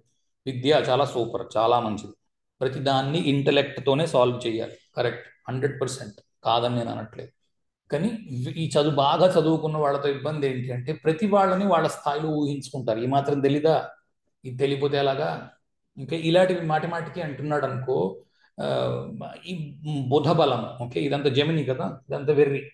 ఈ వెర్రి ఏంటి అంటే బుధ వెర్రి ఏంటి అంటే అన్నీ తెలిసి ఉండాలనే ఉద్దేశం, అందరికీ అన్నీ తెలిసి ఉండాలి. అలా ఉంటే మనుషులు ఇన్ని రకాలుగా ఎందుకుంటారు, ఉండరు కదా. అలాగే భగవంతుడు ఎన్ష్యూర్ చేస్తాడు పైనుంచి పంపిస్తున్నప్పుడు, ఫలానా ఫలానా వాడు ఫలానా ఫలానా పనికి వస్తాడు అని అందరికీ అన్ని పెట్టి పంపించడు. అలా అంటే నువ్వు ఇది ప్రోత్సహిస్తున్నావా అంటారు. ఉద్దేశం అది కాదు, అందరూ అలా ఉండరు ఎప్పటికీ. సౌమ్యాంశ, ఓకే. సౌమ్యము అంటే మెత్తగా మాట్లాడేవాడు అని కదా అర్థం. మెత్తగా మాట్లాడి, జాగ్రత్తగా మాట్లాడి, కావాలి అంటే డిప్లొమాటిక్గా మాట్లాడడం అని అంటారు చూడండి.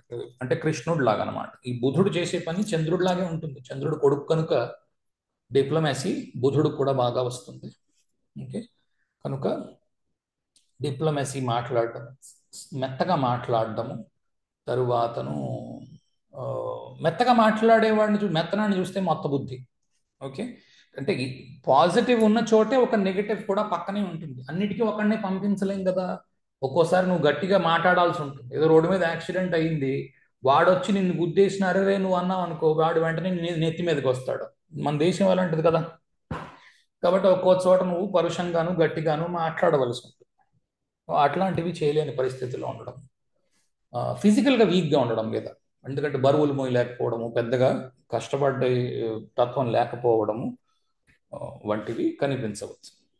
ఓకే, ఫిజికల్గా వీక్గా ఉండడం. పండిత, ఓకే, ఇది కూడా మీరు పండిత ఎక్కడ కనిపిస్తుందంటే హస్తలో కనిపిస్తుంది. ఓకే, హస్తలోని D1లో ఉండి తరువాతను మూడో పాదం హస్తలో ఉన్నప్పుడు జమినీకి వస్తుంది. వస్తే ఏంటవుతుంది? అది పండితాంశలో ఉంటుంది. పండిత నవాంశ. పండిత నవాంశలో చాలా భాషలు నేర్చుకొని ఉన్నవాడు, స్కాలర్. బోల్డ్ డబ్బు సంపాదించడం ఎలా, ఓకే, అలాగే చెడ్డ పేరు తెచ్చుకోవడం ఎలా, ఈ రెండు కూడా కనిపిస్తాయి. చెడ్డ పేరు కూడా ఉంది ఇక్కడ, నేను రాయడం మర్చిపోయాను. పండిత, ఓకే, చెడ్డ పేరు కూడా ఉంది. ఎందుకంటే 10th హౌస్ హస్త నుంచి D1 నుంచి D9కి 10th హౌస్ అవుతుంది. ఒకటే మంచి పేరు, లేకపోతే చెడ్డ పేరు. పేరు రిపేర్ అవ్వడం అంటారు కదా, పేరు పాడవడం, లేకపోతే పేరుతో వచ్చే ఇబ్బందులు ఉండడం, అటువంటివి ఏమైనా ఉంటే ఉండొచ్చు. లేదా విపరీతంగా డబ్బు సంపాదించడం ఎలా, డబ్బు వేరి పట్టుకోవడం, ఓకే, ఇది కనిపించవచ్చు. లేదా ప్రతిదాన్ని ట్రేడ్తో పోల్చడం. ఇది ఉంది, చేసాం ఈ పని వల్ల మనకి 50 రూపాయలు నష్టం, ఈ పని చేసాం 500 రూపాయల లాభం. ప్రతిదాన్ని డబ్బుతో చూడడం. మర్కరీ చేసే పని అదే, బుధుడు చేసే పని ఏంటి? డబ్బుతో చూడడం, ప్రతి విషయాన్ని డబ్బుతో కొలవడం. ఇది అంటే ప్రతి దానికి పనికి రాదు ఇది. ఇప్పుడు మీ అమ్మగారిని తీసుకొని వెళ్తున్నావు ఎక్కడికో, లేకపోతే ఎక్కడికో పిల్లల్ని తీసుకొని షికార్కి వెళ్ళావు ఆటోలోని, 50 రూపాయలు ఖర్చు అయ్యాయి, ఓకే, ఆ ఆనందం తిరిగి వస్తుంది ఏంటి? 50 రూపాయలు ఖర్చు అయ్యాయి అనుకుంటే కాదు కదా. మర్కరీకి ఉన్న ప్రాబ్లం, ఓకే. అందరికీ ఉంటుందని చెప్పట్లేదు సుమా, ఎవరు అలాగే ఎవరు ఊరికే తణుమేసుకోకండి ఉన్నవాళ్ళు ఎవరు. ఎందుకంటే ఇవి అటువైపు దారి తీయవచ్చు అన్నదానికి చెప్తున్నాను. అంటే నేను చెప్పింది మరీ ఎగ్జాజరేషన్ ఉంటుంది, మీరు దాన్ని సౌమ్యంగా కొంచెం తగ్గించుకొని చూసుకోవాల్సి ఉంటుంది. మీ స్థాయిలకు, లేదా మన స్థాయిలకు, మీ స్థాయిని ఎందుకు అనాలి, మన స్థాయిలకు మనం తగ్గించుకొని చూసుకోవాల్సి ఉంటుంది. విచక్షణ. విచక్షణ విచక్షణ అంటే చూడండి, ధర్మాధర్మ విచక్షణ అని అంటారు చూడండి. ఏది చేయొచ్చు, ఏది చేయకూడదు, ఏదో ఒక రకమైన విచక్షణ. నిజానికి త్రాసులో పెట్టి రెండింటిని తూస్తూ ఉండడం విచక్షణ, ఓకే. ఇందులో ఏది బాగుంది, ఇందులో ఏది బాగులేదు, ఎంతసేపు ఏదైనా ఇస్తే దాన్ని పరిశీలన విచక్షణ, ఓకే. ఇది క్రిటికల్ థింకింగ్ అటువంటి పదాలు వాడతారు చూడండి, వాళ్ళకి పనికొస్తుంది ఇది. కానీ అన్నిట్లోనే ఆ క్రిటికల్ థింకింగ్ పనికిరాదు. ఒక్కోసారి దెబ్బ అవుతారు. ఊరికే వాళ్ళు ఏవేవేవేవో అయినవి కానివి అన్నిటినీ ఊహించేసుకొని బాగా కిందకి వెళ్ళిపోయి దెబ్బతినే అవకాశాలు కూడా ఉన్నాయి. కానీ జనరల్గా ఇట్లాంటివి ఏమంటారు, శుక్ర బుధ గురు చంద్ర రవి ఇళ్లలో ఉన్న గ్రహాలు సాధారణంగా మంచి ఫలితాలు ఇస్తాయి. ఎవరిదైతే జాతకమో వాడికి, ఓకే, సాధారణంగా మంచి ఫలితాలు. దానివల్ల అవతల వాడు ఎవడు ఇబ్బంది పడుతున్నాడు అన్నది మనకు తెలియదు. వాడి పెళ్ళామే ఇబ్బంది పడుతుందా, లేకపోతే వాడి తల్లి ఇబ్బంది పడుతుందా, ఓకే, వాడి పిల్లలే ఇబ్బంది పడుతున్నారా మనకు తెలియదు. లేదా వాడు జాగ్రత్తగా పని చేసుకోగలుగుతున్నాడు, ఏమంటారు, కానీ డబ్బు బాగా ఎక్కువ ఖర్చు అవుతుందా, ఓకే. ఎందుకంటే ఇవి ఖర్చు కూడా చూపిస్తాయి. శుభగ్రహాల్లో ఉన్నవి ఏం చూపిస్తాయి అంటే ఖర్చు కూడా చూపిస్తాయి, ఓకే. పాప అంశాల్లో ఉన్నవి దాచుకోవడం చూపిస్తాయి, దాచుకోవడము, ఇంకా కావాలని కోరుకోవడము చూపిస్తాయి. కాబట్టి ఇప్పుడు మీ స్థితిని బట్టి మీరు ఇప్పుడు 100 రూపాయలు సంపాదించేవాడు ఉన్నాడు, 70 రూపాయలు ఖర్చు పెట్టాలి, 30 రూపాయలు దాచాలి. 500 కోట్లు ఉన్నవాడు ఎక్కువ ఖర్చు పెడుతూ ఉండాలి. కాబట్టి అతని స్థితి బట్టి గ్రహాలు ఎలా ఉన్నాయో చూడండి. కానీ జనరల్గా ఎలా ఉంటాయంటే 500, 600, 6,000 కోట్లు, 60,000 కోట్లు ఉన్న వాళ్ళకి ఎక్కువగా శని స్థానాల్లో ఉంటాయి. ఎందుకంటే వాళ్ళు ఎక్కువ దాస్తారు కదా. ఇలాగా సౌమ్య ఇళ్లలో ఉన్న వాటికి దాచుకోవడం కూడా కష్టం అవుతుంది.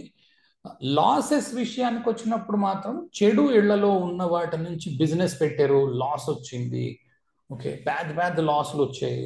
పెద్ద పెద్ద గ్రహాలు అంటే శని, గురు, రాహు ఇలాంటి గ్రహాలు మీకు కుంభంలో ముఖ్యంగా కనిపిస్తాయి. పెద్ద పెద్ద లాసులు అనుభవించిన వాళ్ళు, మళ్ళీ తేరుకోలేకపోయిన వాళ్ళు, పెద్ద పెద్ద దెబ్బలు తిన్న వాళ్ళు జీవితంలో కుంభం నుంచి కనిపిస్తారు మీకు, ఓకే.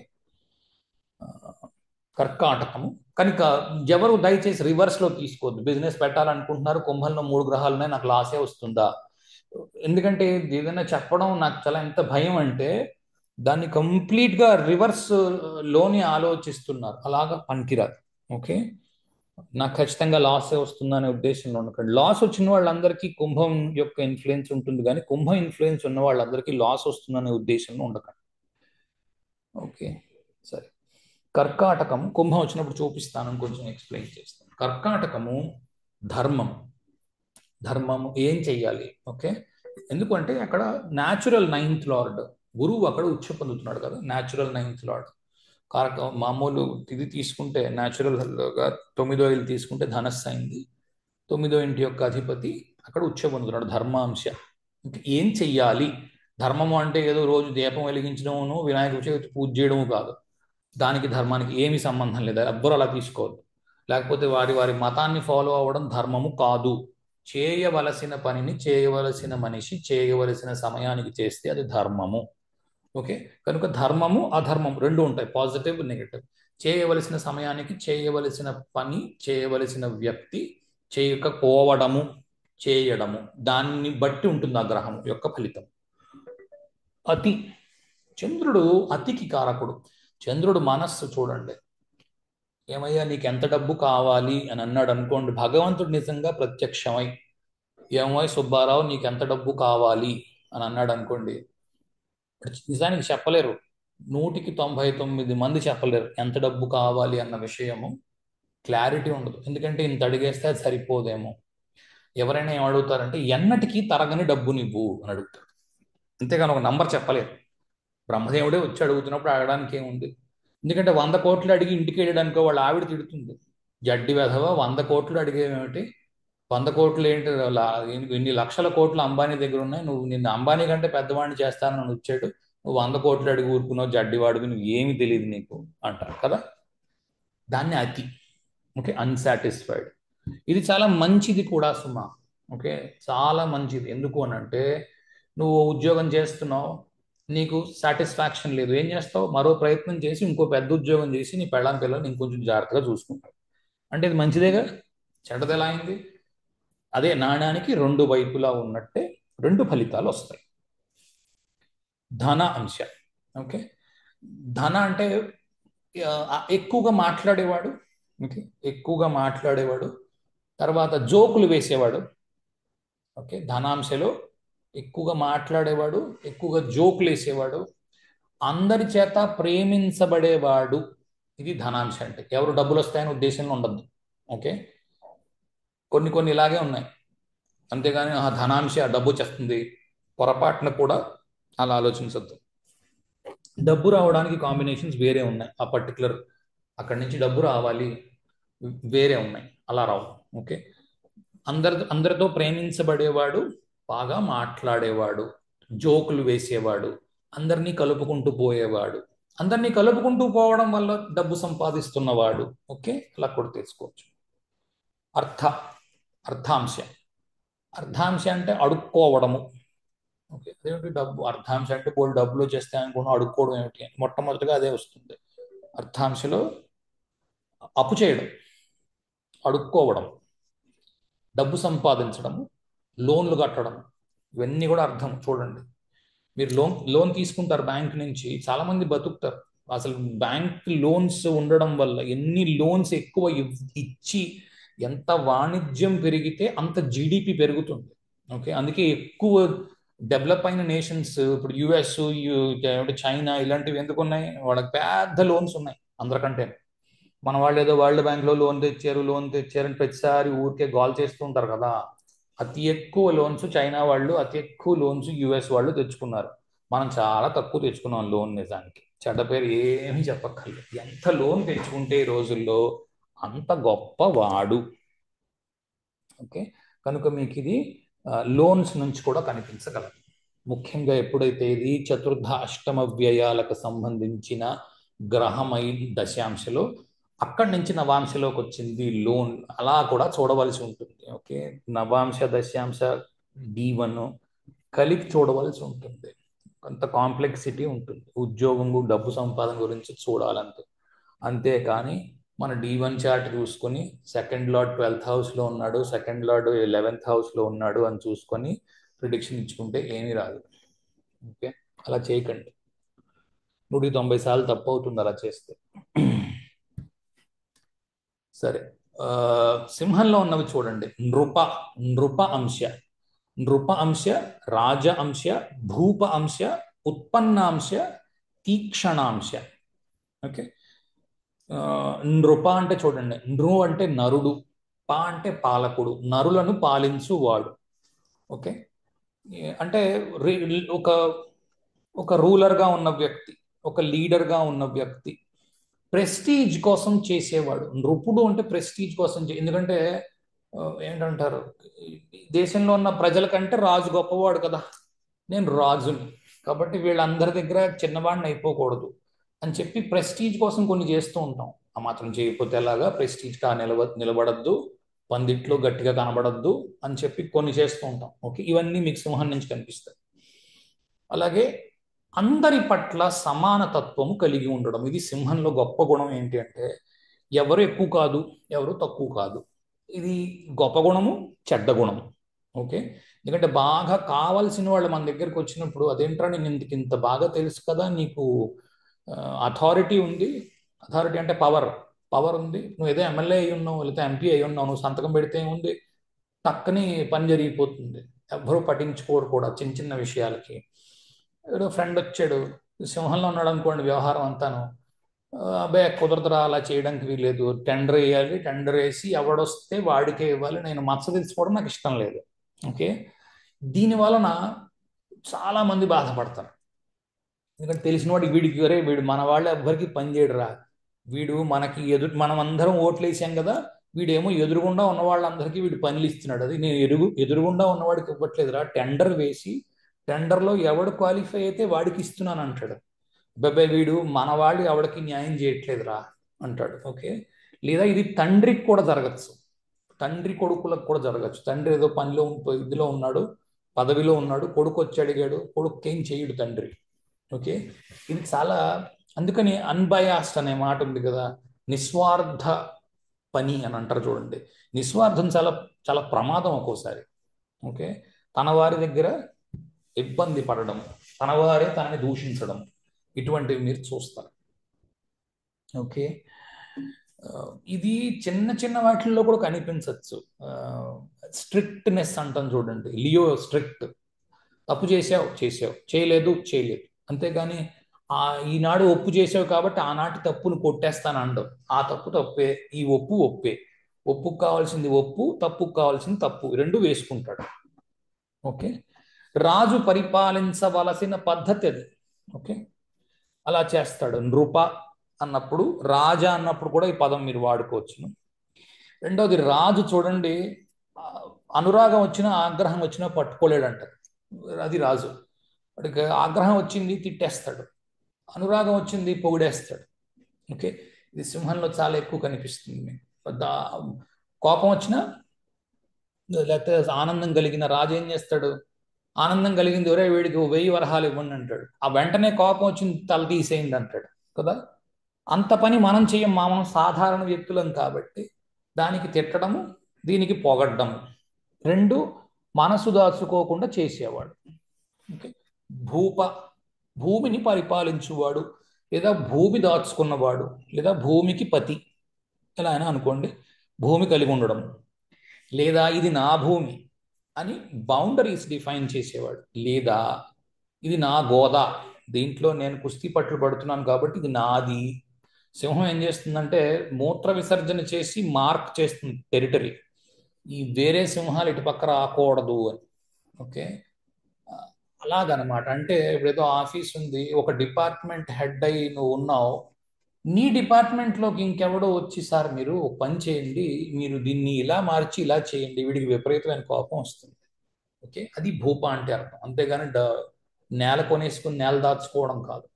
ఓకే, భూప అంటే భూమిని పాలించడం, అంటే బౌండరీస్ గీయడం, నా గోదాలోకి నువ్వు రాకు అని చెప్పడం. ఓకే, ఉత్పన్న, ఉత్పన్న చూడండి, ఉత్పన్న మీకు ఎక్కువగా గురువు వైపు ఎక్కువ కనిపిస్తుంది, ధనస్సులో కనబడుతుంది ఎక్కువ, ధనస్సులోని సింహంలోని కనబడుతుంది ఉత్పన్నము. ఓకే, ఉత్పన్నము, ఉత్పన్నము, ఉత్పన్నం సింహము, మిగిలినవన్నీ ధనస్సు కనబడతాయి. ఉత్పన్నము, ఉత్పన్నము, ఉత్పన్నము. ఓకే, ఈ ఉత్పన్న అన్న దానికి అర్థం ఏమిటి అంటే ఏదైనా ఉద్భవించడం, బయటికి రావడం కదా. ఏదైనా బయటికి మనం ఎలా వచ్చాం, క్షేత్రం ఉంటే సరిపోదు, బీజం అన్నిటికంటే ఇంపార్టెంట్, తండ్రి అందరికంటే ఇంపార్టెంట్ ఏంటి అంటే తండ్రి కదా. ఆ తండ్రే మనకి జన్మనిచ్చినది. కదా. అందరూ కని మోసి కని ఎంత పెంచి ఏం చేసినా సరే తండ్రి ముఖ్యంగా కావలసి ఉంటుంది. రైట్. సో ఉత్పన్నము అంటే తయారు చేసిన వాడు, ఓకే, లేదా క్రియేట్ చేసిన వాడు, లేదా సృష్టికర్త. ఏదైనా ఒక విషయం తయారు చేయడము, ఆ విషయం మీదనే విపరీతమైన ప్రేమ పెంచేసుకోవడం. ఉత్పన్నము ఒకటి క్రియేటర్ అవుతాడు, ఓకే, ఏదైనా క్రియేట్ చేస్తాడు. క్రియేట్ చేసి ఆ క్రియేట్ చేసిన దాన్ని గొప్పగా చూస్తాడు. నా కూతురు, నా కొడుకు. అంటే ఫర్ ఎగ్జాంపుల్ ఒక సినిమా తీసాడు, ఆ సినిమాని కూతురులా చూసుకుంటాడు. ఓకే. ఎవరికి ఇవ్వడం, లేకపోతే ఎవరు దాన్ని ఆక్షేపిస్తూ ఒప్పుకోడు. ఓకే. రెండు వైపులా ఉంటాయి. సినిమా తీసాడు, బోల్డ్ డబ్బు సంపాదించాడు, డబ్బు వచ్చి. ఓకే. సిమిలర్లీ క్రిటిసిజంని తీసుకోలేడు ఉత్పన్న. ఓకే. అలాగే అబ్సెషన్, దాన్ని వదిలిపెట్టలేడు, ఇంకోటి చేయడానికి ఆలోచించడు, తప్పులు ఉంటే దిద్దుకోడు. ఓకే. ఇవన్నీ ఉత్పన్నలో కనిపిస్తాయి. బ్రహ్మదేవుడు అదే చేశాడు. ఓకే. దిద్దుకోలేడు తప్పులు, అందుకే అలా వదిలిపెట్టేస్తాడు కిందకి. చాలా మంది వస్తారు కదా కిందకి, అందరినీ మంచి వాళ్ళనే పుట్టించవచ్చు కదండి బ్రహ్మదేవుడు, ఎందుకు చెడ్డవాడిని కూడా పుట్టిస్తాడు? అందరినీ ఒకలా పుట్టించవచ్చుగా కదా. ఆ బ్రహ్మదేవుని మీరు ఎగ్జాంపుల్గా తీసుకోండి, అర్థమవుతుంది. అంటే బ్రహ్మదేవుని దూషిస్తున్నానని కాదు నా ఉద్దేశం, దానికి అలా జరగడానికి కూడా నేచర్లో బ్యాలెన్స్ ఉండాలని అలా అలా తీసుకొని వస్తారు. తీక్షణము. తీక్షణము అంటే పదునైనది, కరుకైనది, అలుపు లేకుండా చేస్తున్నది. ఓకే. సింహము అలుపు ఎరగకుండా పని చేయడానికి ప్రతీక. ఓకే. ఎప్పుడు ఎన్నింటికి ఉదయించాలో అన్నింటికి సూర్యుడు ఉదయిస్తాడు, ఎన్నింటికి అస్తమించాలో అన్నింటికి అస్తమిస్తాడు. 100 సంవత్సరాల తర్వాత కూడా మీరు ముందే పంచాంగం రాసేయచ్చు, కొన్ని వేల సంవత్సరాల తర్వాత కూడా ఇవాళే పంచాంగం రాసేయచ్చు, ఫలానా టైంలో సూర్యోదయము, ఫలానా టైంలో సూర్యాస్తమయము అని. దానికి కూడా లెక్కలు ఉన్నాయి. కారణం ఏంటంటే సూర్యుడు అలుపు ఎరగకుండా, ఇంతసేపు తిరిగాం కదా, ఒక్క 5 నిమిషాలు ఆగుదాం అనుకుంటాడు, ఏంటి ఆగడు కదా, అలుపు ఎరగకుండా తిరుగుతూనే ఉంటాడు. ఇది తీక్షణం. ఓకే. అలాగే పదునైన కిరణాలని మన వైపుకు పంపిస్తూ ఉంటాడు వేడి కోసం. ఓకే. అలాగే ఏదైనా బ్రతకడం కోసం. ఎవరైనా తప్పు చేస్తున్నారు, తండ్రిలాగా దండిస్తాడు, తీక్షణము. ఇది నపుంసకము. వర్గో, వర్గో అంటే కన్య. ఎక్కువగా కన్య నపుంసకము. ఈ కన్యలో ఎక్కువగా మీకు వినిపించే మాట ఏం కనిపిస్తుంది ఇందులోని అంటే, ఇదిగో ఇక్కడ ఉంటుంది కన్య, చూడండి, రెండో పాదము నపుంసక, నపుంసక, నపుంసక, నపుంసక, నపుంసక, ఎక్కువసార్లు కనిపిస్తుంది కన్యలో నపుంసక. ఓకే. నపుంసక అంటే ఒకటి, అంటే సాధారణంగా మనుషుల్లో వాడుకలో ఉన్న మాట ఏంటంటే ట్రాన్స్జెండర్ అని, యూనక్ అని ఇంగ్లీష్లో చెప్పాలి అని అంటే. ఓకే. అర్ధనారీశ్వరుడు అని అవి కావు. జనరల్గా ఏంటి అంటే తన యొక్క లినియేజ్ని కంటిన్యూ చేసుకోలేకపోయిన వాడు, అంటే ఆడపిల్లలు మాత్రమే ఉన్నవాడు, అది కూడా నపుంసకంలోకి వస్తుంది. సరే, పిల్లలు లేనివాడు ఎలాగో నపుంసకంలోకి వస్తుంది, అది మీకు తెలిసింది. ఇవి మేజర్లీ ఇవి రావు ఫలితాలు. ఓకే. ఏదో గ్రహం పంచమాధిపతి నపుంసకంలో ఉన్నంత మాత్రాన ఖచ్చితంగా మీకు పిల్లలు లేకుండా ఉంటారనే ఉద్దేశంలో ఉండవద్దు. ఓకే. అదేం గ్యారంటీ ఏం లేదు. పిల్లలు కలగకపోవడానికి ఏమేమి కాంబినేషన్స్ ఉండాలో నేను ఒక వీడియో చేశాను, చైల్డ్లెస్నెస్ అని. ఆ వీడియోస్ చూడండి, చాలా క్లియర్ కట్గా ఉంటుంది ఎక్స్ప్లెనేషన్. తెలుగులో అయితే సంతానలేమి అని ఉంటుంది, అది చూడండి. ఓకే. చూస్తే క్లారిటీ వస్తుంది. ముఖ్యంగా ఈ నపుంసకలో ఏంటి ఉంటుందంటే, అమ్మాయి అబ్బాయి, ఫర్ ఎగ్జాంపుల్ భార్య భర్త ఉన్నారనుకోండి, కింద సెల్లార్లో ఏదో గొడవ జరుగుతుంది అనుకుందాం ఉదాహరణకి. ఎవరు వెళ్తారు చొక్కా వేసుకుని? మగాడు వెళ్తాడు కిందకి. ఇక్కడ అలా కాదు, ఈవిడ వెళ్తుంది. ఈవిడ వెళ్ళి ఆ గొడవ ఏంటో చూస్తుంది, అవసరమైతే ఇద్దరిని ఆపుతుంది.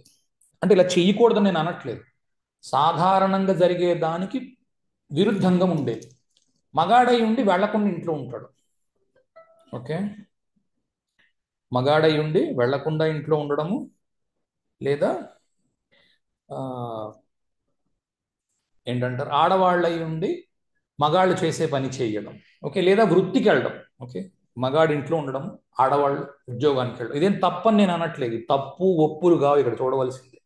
సాధారణంగా ఎవరు చేస్తున్నారు, దానికి విరుద్ధంగా ఉందా లేదా. ఓకే. అంతే. అంతేగాని ఇదేదో తప్పండి, ఇదేదో అందులో జ్యోతిషములో ఫలితం ఉంటుంది. తప్పు ఒప్పు ఉండదు. ఓకే, దయచేసి ఒకటి గుర్తుపెట్టుకోండి, పాజిటివ్ రిజల్ట్ నెగిటివ్ రిజల్ట్ ఉండదు, ఫలితం మాత్రమే ఉంటుంది. ఓకే, అది పాజిటివో నెగిటివో నీ మనస్సు అనుకుంటుంది ఇది నెగిటివ్ రిజల్ట్ అని. ఒక ఉద్యోగం పోయింది, నెగిటివ్ రిజల్ట్ అనుకుంటుంది. ఈ ఉద్యోగం పోతే తప్ప నువ్వు ఇంకో పెద్ద ఉద్యోగం కోసం ప్రయత్నం చేయవు, అనుకోకుండా ప్రయత్నం చేసావు, పెద్ద ఉద్యోగం వచ్చింది. లేకపోతే నువ్వేమనుకున్నావు, చాలా కంఫర్టబుల్గా ఉంది, ఏదో 50,000 జీతం వస్తుందని హాయిగా ఇక్కడే ఉండు. ఇది పోయింది, ఆ నిమిషానికి మనస్సు అనుకుంది ఇది నెగిటివ్ ఫలితం అని. 6 నెలలు తిరగక ముందే 2,00,000 జీతం వచ్చింది. అప్పుడు నువ్వు అది మంచి ఫలితం అనుకోవాలా, చెడ్డ ఫలితం అనుకోవాలా? కాబట్టి ఫలితము ఉంటుంది అంతే, చెడ్డది అని చెప్పడానికి ఉండదు. మీరు ఎంత అర్థం చేసుకుంటున్నారో నాకు తెలియదు, కానీ ఇది మాత్రం ఎర్రటి అక్షరాలతో స్వర్ణాక్షరాలతో రాసుకుని 4-5 అండర్లైన్లు చేసుకోండి. చాలా మంది వీటి మీద చాలా చాలా చాలా అపోహలతో ఉన్నారు. అదేంటండి, మరి నాకు రోగం వచ్చింది, అది నెగిటివ్ ఫలితమే కదా, అది పాజిటివ్ ఫలితం ఎలా అవుతుంది? అది కర్మకు తగ్గ ఫలితం, అది వేరు, ఇది వేరు. ఓకే, దాన్ని దీన్ని కలిపేసుకుని కిచిడి చేసుకుని బిర్యానీ చేసుకుని తినేయద్దు, రెండు వేరు వేరే విషయాలు. ఓకే, ఎందుకంటే ఈ రోజుల్లో పాజిటివ్ నెగిటివ్ అనేది ఆరోగ్యాన్ని పక్కన పెడితే, మన వాళ్ళంతా పాజిటివ్ అంటే ఏంటి, బాగా డబ్బు సంపాదించేస్తే పాజిటివ్, డబ్బు పెద్దగా సంపాదించలేకపోతే నెగిటివ్, ఈ దృక్కోణంలో ఉన్నారు. ఇది చాలా తప్పు, ఇలా రావు ఫలితాలు. ఓకే, లేదా బాగా డబ్బు సంపాదిస్తాడా లేదా అన్నది ఇలా చూసి చెప్పరు. సరే,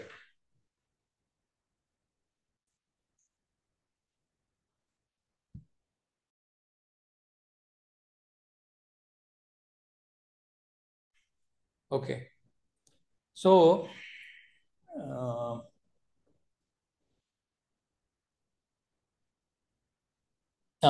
ఇంకోటి ఏంటి అంటే, అవును కాదు అని రెండు ఉంటాయి. ఏదైనా చేయాలి అనుకోండి, దాన్ని బైనరీ సిస్టమ్ అంటాం, 0-1 అంటాం ఇంగ్లీష్లో. అయితే మామూలుగా చెప్పాలి అని అంటే అవును కాదు అని రెండు ఉంటాయి అన్నమాట. ఇది మధ్యస్థంగా ఉంటుంది, అటు అవును కాదు, ఇటు కాదు కాదు. ఓకే, అవదు పని అన్నది కనబడదు, అవుతుంది అన్నది కనబడదు, అది నపుంసకము. ఎస్ కాదు, నో కాదు. మిగిలిన గ్రహముల యొక్క ఫలితం ఏం చెబుతోందో దాన్ని బట్టి ఫలితం ఇస్తుంది. ముఖ్యంగా బుధుడికి ఉన్న బుద్ధి అది. బుద్ధి ఏంటి అంటే, బుద్ధికి ప్రచోదనం అవసరం, అంతే కదా. బుద్ధికి రోజు ప్రచోదనం అవసరం, దానికి ఎవడొచ్చి ప్రేరేపిస్తే అది చెప్తూ ఉంటుంది. చంటి పిల్లాడి లాంటిది కదా బుద్ధి. అందుకే బుద్ధుడికి అందుకే ఏం చెప్పారంటే, ఏ గ్రహంతో కలిసి ఉంటే ఆ గ్రహం యొక్క ఫలితాన్ని ఇస్తూ ఉంటాడు బుధుడు. ఏ గ్రహం వైపు చూపెడుతూ ఉంటే, ఎవడు రోజు వచ్చి నీకు రోజు కోచింగ్ ఇస్తున్నాడో నువ్వు వాళ్ళ తయారవుతావు కదా. రోజు చాగంటి వారి ప్రవచనాలు వింటున్నావు అనుకో, చాగంటిలాగా తయారవుతావు. ఓకే, రోజు చెత్త చూస్తున్నావు అనుకో, చెత్త తయారవుతుంది. అది సంగతి. ఏమో, కొందరు చాగంటే చెత్త అనుకోవచ్చు, మిగిలిన చెత్తే గొప్ప అనుకోవచ్చు. నేను ఎందుకు ఒకళ్ళని చెత్త, ఇంకొకళ్ళని మంచి అనాలి? ఎవరిని చూస్తే అది అవుతావు నువ్వు. సరే, చండ. చండ అంటే ఎక్స్పర్ట్. ఓకే, తన యొక్క సబ్జెక్ట్ ఏదైతే ఉందో, తాను దేంట్లో అయితే, ఫర్ ఎగ్జాంపుల్ పేకాట ఆడేవాడు ఉన్నాడు అనుకుందాం, పేకాటలో ఎక్స్పర్ట్ అయి ఉంటాడు. ఓకే, తాగుబోతాడు ఉన్నాడు అనుకుందాం, తాగడంలో ఎక్స్పర్ట్ అయి ఉంటాడు. ఓకే, ఎందుకు మంచి ఎగ్జాంపుల్ ఇక్కడ ఇవ్వలేదు అంటే, వర్గో చాలా మంచి ప్లేస్, మంచి ఫలితాలు ఎక్కువ వస్తాయి ఇక్కడ నుంచి. ఓకే, కానీ చెడు ఫలితాలు రావన్నది కాదు. చండ ఎక్స్పర్ట్, బిజినెస్ చేయాలి, డబ్బు సంపాదించాలి. ఓకే, చూడండి, తమ్ముడు తమ్ముడే, పేకాట పేకాటే కదా, అది చండ. వర్గో, వర్గోలో అది చాలా ఇంపార్టెంట్గా కనిపిస్తుంది. తమ్ముడు తమ్ముడే, పేకాట పేకాట, ఇది చాలా ఇంపార్టెంట్ కూడా. ఎందుకంటే బిజినెస్ చేస్తున్నావు, డబ్బు పెడుతున్నావు, ఎంతో అప్పు చేసి పెడతావు, ఈ జాగ్రత్తలు లేవు, అలాంటి వాళ్ళని చేయొద్దంటారు, అందుకే బిజినెస్. ఓకే, సరే. ఫెరోషియస్ అంటే అస్సలు, అదే చెప్పాను కదా, ఇది ఈ ఎమోషన్స్ పెట్టుకొని వీడు మా ఫ్రెండే కదా, వీడు బావమరిదే కదా, తమ్ముడే కదా అన్నవి లేకుండా ఉండడం. నిజానికి అది ఫెరోషియస్ అవ్వదు, ఏదో రాశాను ఆ టైం కల్లా నడుచుకుంటూ వెళ్ళిపోతున్నప్పుడు, నా ఉద్దేశం రాసుకుంటూ వెళ్ళిపోతున్నప్పుడు అలాగ రాసుకుంటూ వెళ్ళిపోయాను. సౌమ్య ఇంకో పదము. Soumya physically week. ఓకే, పెద్దగా బరువులు అవి అతలేకపోవడం, ఫిజికల్గా వీక్గా ఉండడం, లేదా ఏదైనా జబ్బుపడి ఉండడం కూడా. ఓకే, సౌమ్యం జబ్బుపడి ఉండడం కూడా కనిపించవచ్చు. ఎందుకంటే వర్గో నుంచి జబ్బులు చూపించవచ్చు, పెద్ద పెద్ద జబ్బులు వర్గో నుంచి వస్తాయి, ప్రొవైడెడ్ అది అష్టమము లేకపోతే వ్యయము లేకపోతే నాలుగో ఇల్లు అయి ఉండాలి. నవాంశలు నేర్పిస్తాను అవి. జబ్బులు ఎక్కడి నుంచి చూస్తాం, డబ్బులు ఎక్కడి నుంచి చూస్తాం, ఓకే, నేర్పిస్తాం. సరే, వీక్ తర్వాత సాఫ్ట్ ఇన్ టాకింగ్, మెత్తగా మాట్లాడేవాడు.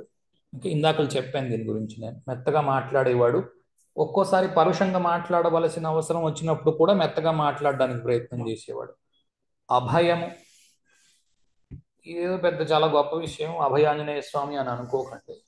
అభయము అంటే భయపడని వాడు అని కదా అర్థము. ఒక్కోసారి భయపడాలి మనిషి, భయపడలేకపోతున్నాడు, ఇబ్బందుల్లో పడతాడు అనమాట. ఇప్పుడు ఇది చేస్తున్నాం, ఒరే ఇందులో దెబ్బ అయిపోతే అన్న భయం ఉండాలి. దానికి తగ్గట్టు క్యాలిక్యులేషన్ చేసుకుని, అచ్చా ఇక్కడ దెబ్బ అవ్వపోతామేమో అని దానికి తగ్గ ప్లానింగ్ ఉండాలి. అది లేనప్పుడు ఇబ్బంది అవుతుంది. ఓకే, లేదా ఒక్కోసారి చెయ్యవలసిన సమయానికి చేయవలసిన పని చెయ్యలేకపోవడము. ఓకే, అది కూడా అభయంలోకి వస్తుంది. ఇక్కడ రవి నీచ పొందుతున్నాడు చూడండి. సింహంని పరిపాలించే రవి ఏ టైంకి ఎప్పుడు ఏది జరగాలో అది చేసేస్తూ ఉండడానికి ప్రతీక. ఇందాక మాట్లాడుకున్నాం సింహం గురించి. ఈ అభయంలో రవి నీచ పొందుతున్నాడు, శని ఉచ్చ పొందుతున్నాడు. మెల్లగా చేద్దాం, కంగారు ఉంది. ఓకే, కానీ కొన్ని ఉంటాయి పనులు, అక్కడ కంగారు పనికిరాదు, చాలా ఆలోచించి జాగ్రత్తగా చేయవలసి ఉంటుంది, అవి మెల్లగా చేస్తారు. ఓకే, ఇవన్నీ వర్గోలో మీకు కనిపిస్తాయి.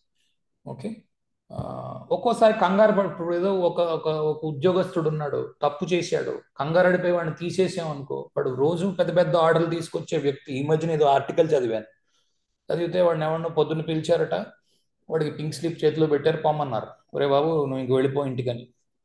వాడేం చేశాడంటే ఒక క్లయింట్ని హ్యాండిల్ చేస్తున్నాడు, వాడు మొత్తం ఆ క్లయింట్ని మొత్తం పట్టుకుపోయాడు, వేరే కంపెనీ జాయిన్ అయ్యి ఇలా క్లయింట్ వాళ్ళే వాడిని పెట్టేసుకున్నారు. 3 ఇంతలు జీతం ఇచ్చి, ముందు రోజు ఉద్యోగం పోయింది, కంపెనీకి ఫోన్ చేశారు ఏమైంది వీడు ఏడని.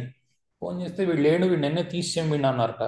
ఓ చాలా సంతోషం, వీడు తీశారు కాబట్టి మేము వేసుకుంటామని వాడి దగ్గర పోయారు. ఓకే, సో ఒక్కొక్కసారి మెల్లిగా యాక్ట్ చేయవలసి ఉంటుంది అన్ని వైపులా చూసుకుని.